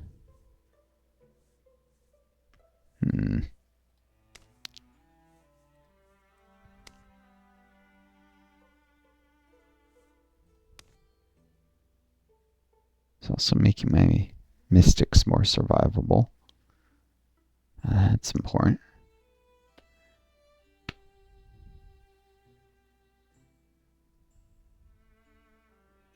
So add to block chance, which is not great on her. Well, it's better than for Brenner, marginally. Well, block and dodge, I'm adding them together. Let's give her spell damage.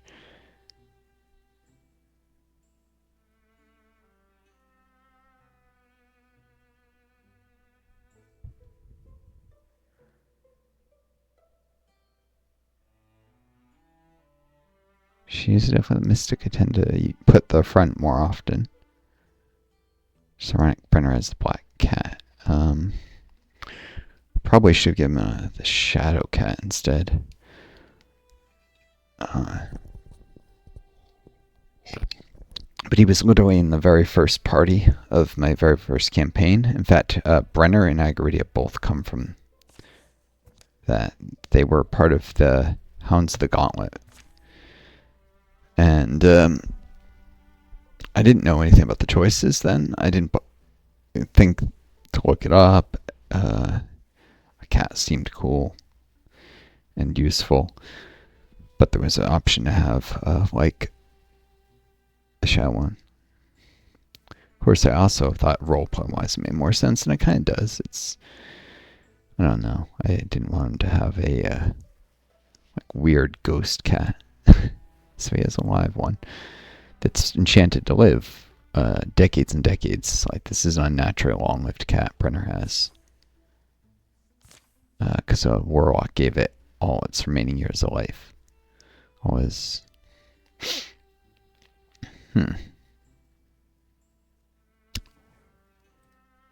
Bray's actually probably more likely to shoot people, though, than use her staff. Think about it. She's got the dagger throwing knives, but also she's a vigor flow.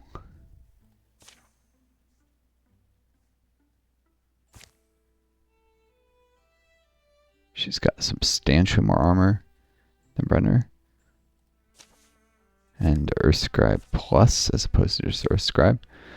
So much, and she's faster. Much more likely to bring her up close, throw a dagger, and then shoot someone with a bow from like the sides when the interfusions don't line up. But this range will also help if I do need to keep her back. Yeah, I'll give her a better bow.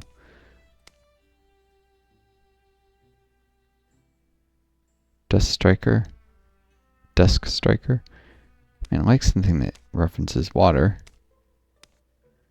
So of course I'm getting stuff that references everything else. The Ice Snap, water ice.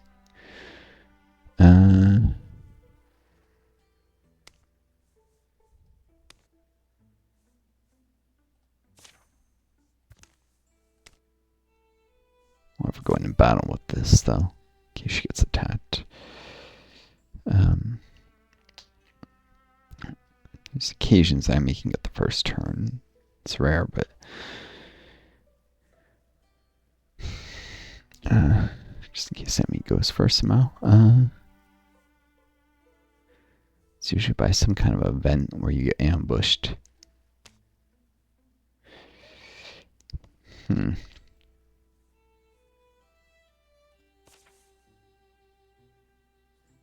Brenner does not have vigor flows, so he uses his bow but rarely.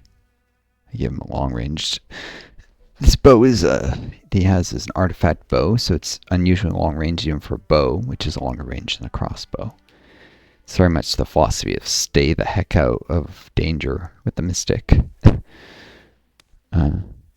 If they do get close, punish them with the cat for their insolence. Really? Does he not? This is not a magical wand or anything.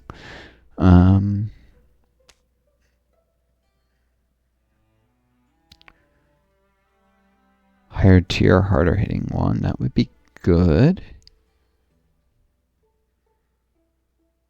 Comes more warding as well, and spell damage.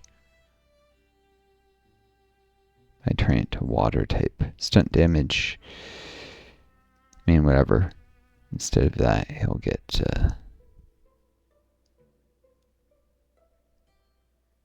another attack.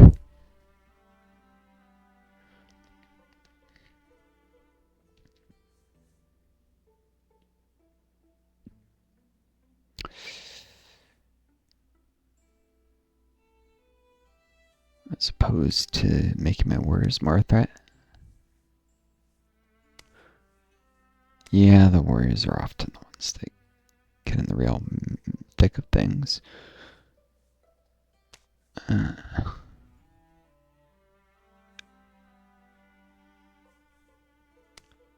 makes the party move faster when he kills, so...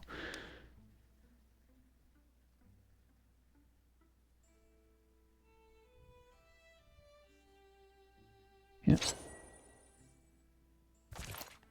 Get boar a better crossbow, better bow.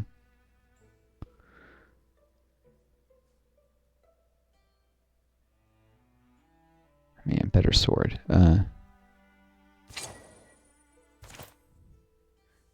So probably also make him much more of a threat to enemies, and I'll try and kill him. To keep enemies off the back of my mystics, hopefully.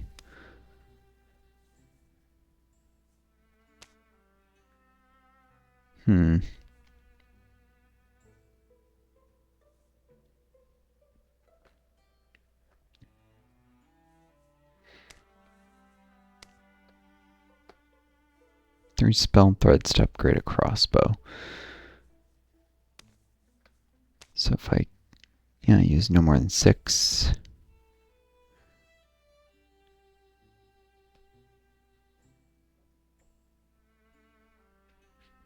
Yeah.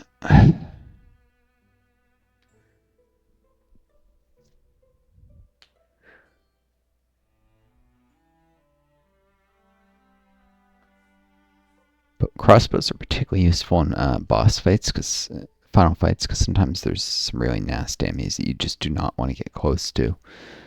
If I face one of those, I'll probably be glad that I upgraded the crossbow of my warriors. One of my warriors. Some are fast moving enough, as well as being big and very tough to kill, though, that you don't want to get remotely close to it, and you want even your warriors at distance. All your fastest ones, like I got ready here.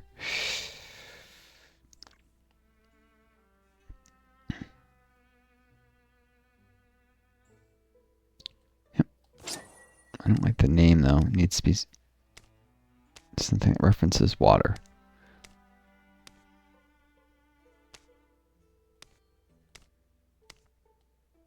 Alright. So of course it all references thorns and autumn and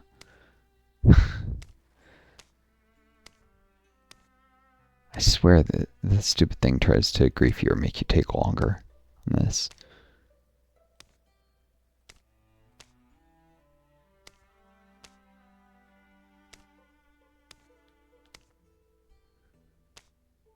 Come on. It's not going to cooperate. I'll go and upgrade his crossbow first. In case she needs to deal with some deeply problematic bosses.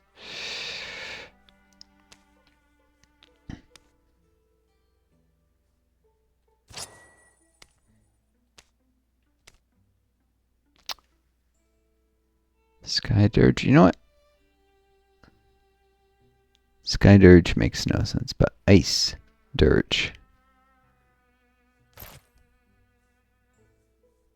There we go.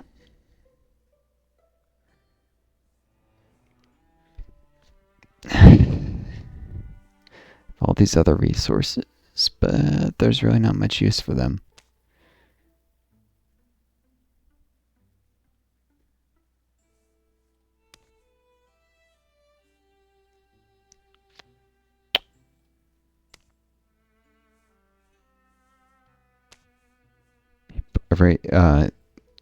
The limiting resource often with these kind of late upgrades to powerful equipment is, beyond a doubt, the availability of spell threads. Very few other resources ever really mattered. That's why I'm worried too much about hide versus fabric. It's usually spell threads that you're limited on, and if you want to take more upgrades, you end up having to use legacy points in their place. Which is why I probably shouldn't have taken that extra mystic from the claws I should have sent on our way. I have more spell threads to upgrade these guys with.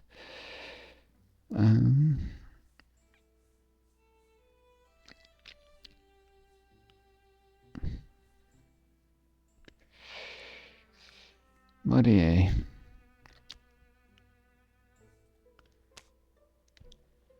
Last thing is maybe I want to switch this torch off. The ability to start fires, useful sometimes.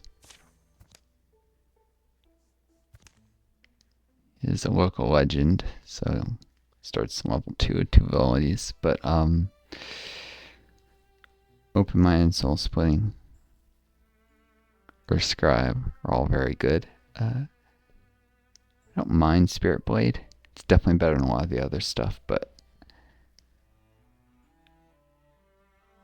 the other and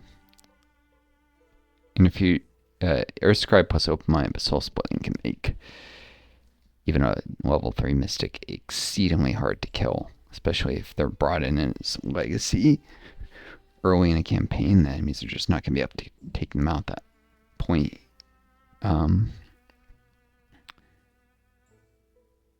So he'd start as level 2, but I'd upgrade him to level 3 for sure after this campaign, which means unless I want to take him to 4, he's not going to keep Spirit Blade. As I mentioned, it's the only reason I'd want fires for his Spirit Blade ability. Triss has a fire chicken, so I don't even need to worry about the final fight and getting fire for it that much. Good old shield. Since his armor's only 3, and sometimes you can't count on rocks being nearby. Does anyone have aid in the party? No, I think that was all other people. Yeah, so he's not going to get extra health from anything except rocks. I don't know what the map will look like. Yeah, let's switch the torch for a shield.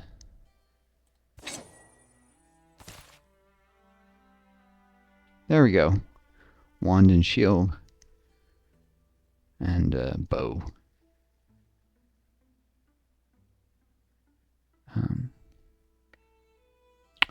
There we go. Final preparations are done. For reference, I had way too much high-end fabric. I actually came close to running out of heartwood. And ingots weren't amazing excess. Probably right about prioritizing the right amount, since you never know when you need a little more. If I had more legacy points, I would have spent spell threads and upgrades and probably needed ingots and the heartwood for sure. It's just fabrics, basically. Fabrics, hides that I had too much of. Anyways, the final fight.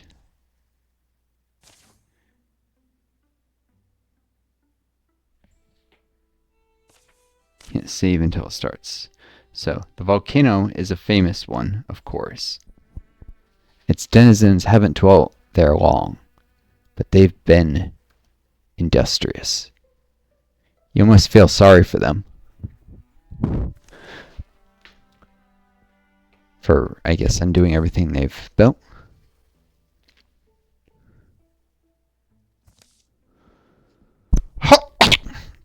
Past the guards, they proceed into the sweaty shadows.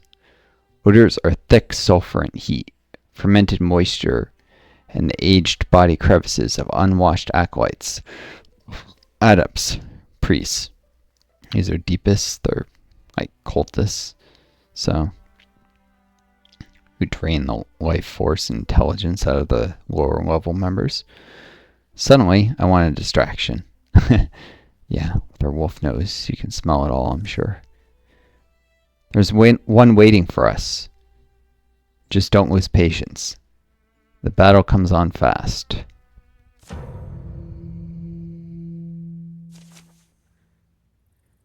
Oof.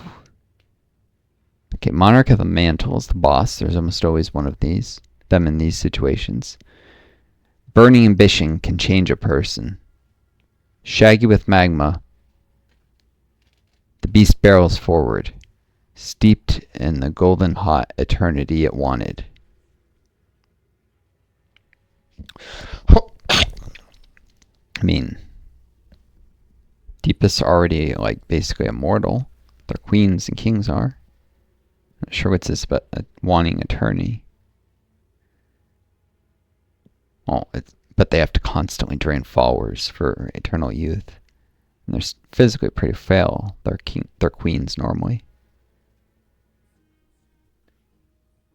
Anyways, Woken, I cannon fodder, and I did make it so they don't get cold call, thankfully, in the past. Horn children, 3 horn children,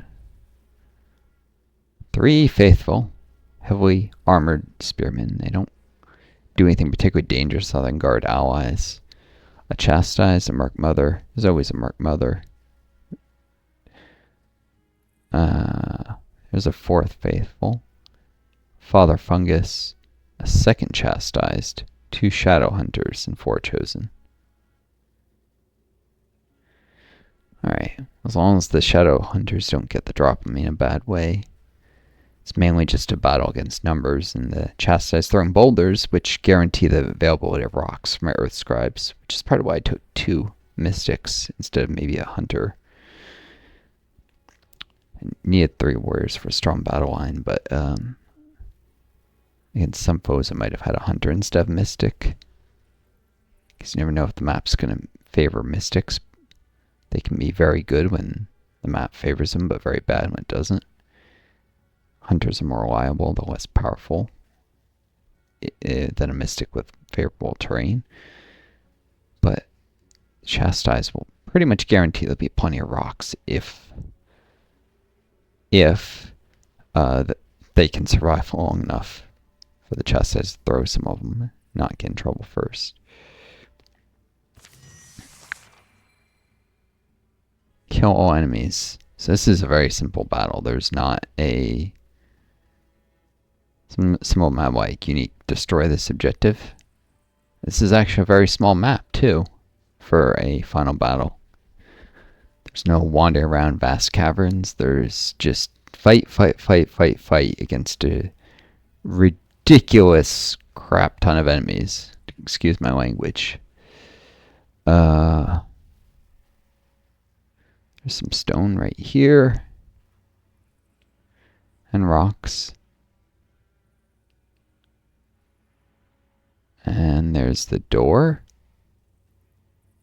I'm assuming after I kill most of them, something will happen. I'll have to run away. Like, I'll get a cave in, or the chamber starts flooding with magma. I've never seen this final battle before, so cool. This fight's going to take a while. It's going to take some care, and I need to at least stretch for a bit, lay down for a bit. My long COVID, I get headaches. Doesn't look like it'll be terrible. I can take out the Father Fungus right off the bat before a Protector stops me from doing so. He, of course, is annoying because he heals enemies, and without the healing, it'll just be one of the two Shadow Hunters, which, if there's two alive, it can be really dangerous if they get the drop on you. Shred a ton of armor and do a ton of damage in just one turn. This is good. These are the two enemies that I most need to kill on the first round, or bring to the verge of death and like finish them up in second. Good terrain, good enemy setup. It's just going to take me some energy to do this. So I will see you all next video. Wish you all the best. Take care of each other. Be kind to yourselves. Apologize for how long this video was, and sometimes speaking my mind about things a little more, and I'm sure some of you would have liked, and it going kind of slow. Trying to get better about the speed of these videos, but hasn't worked out quite like that yet.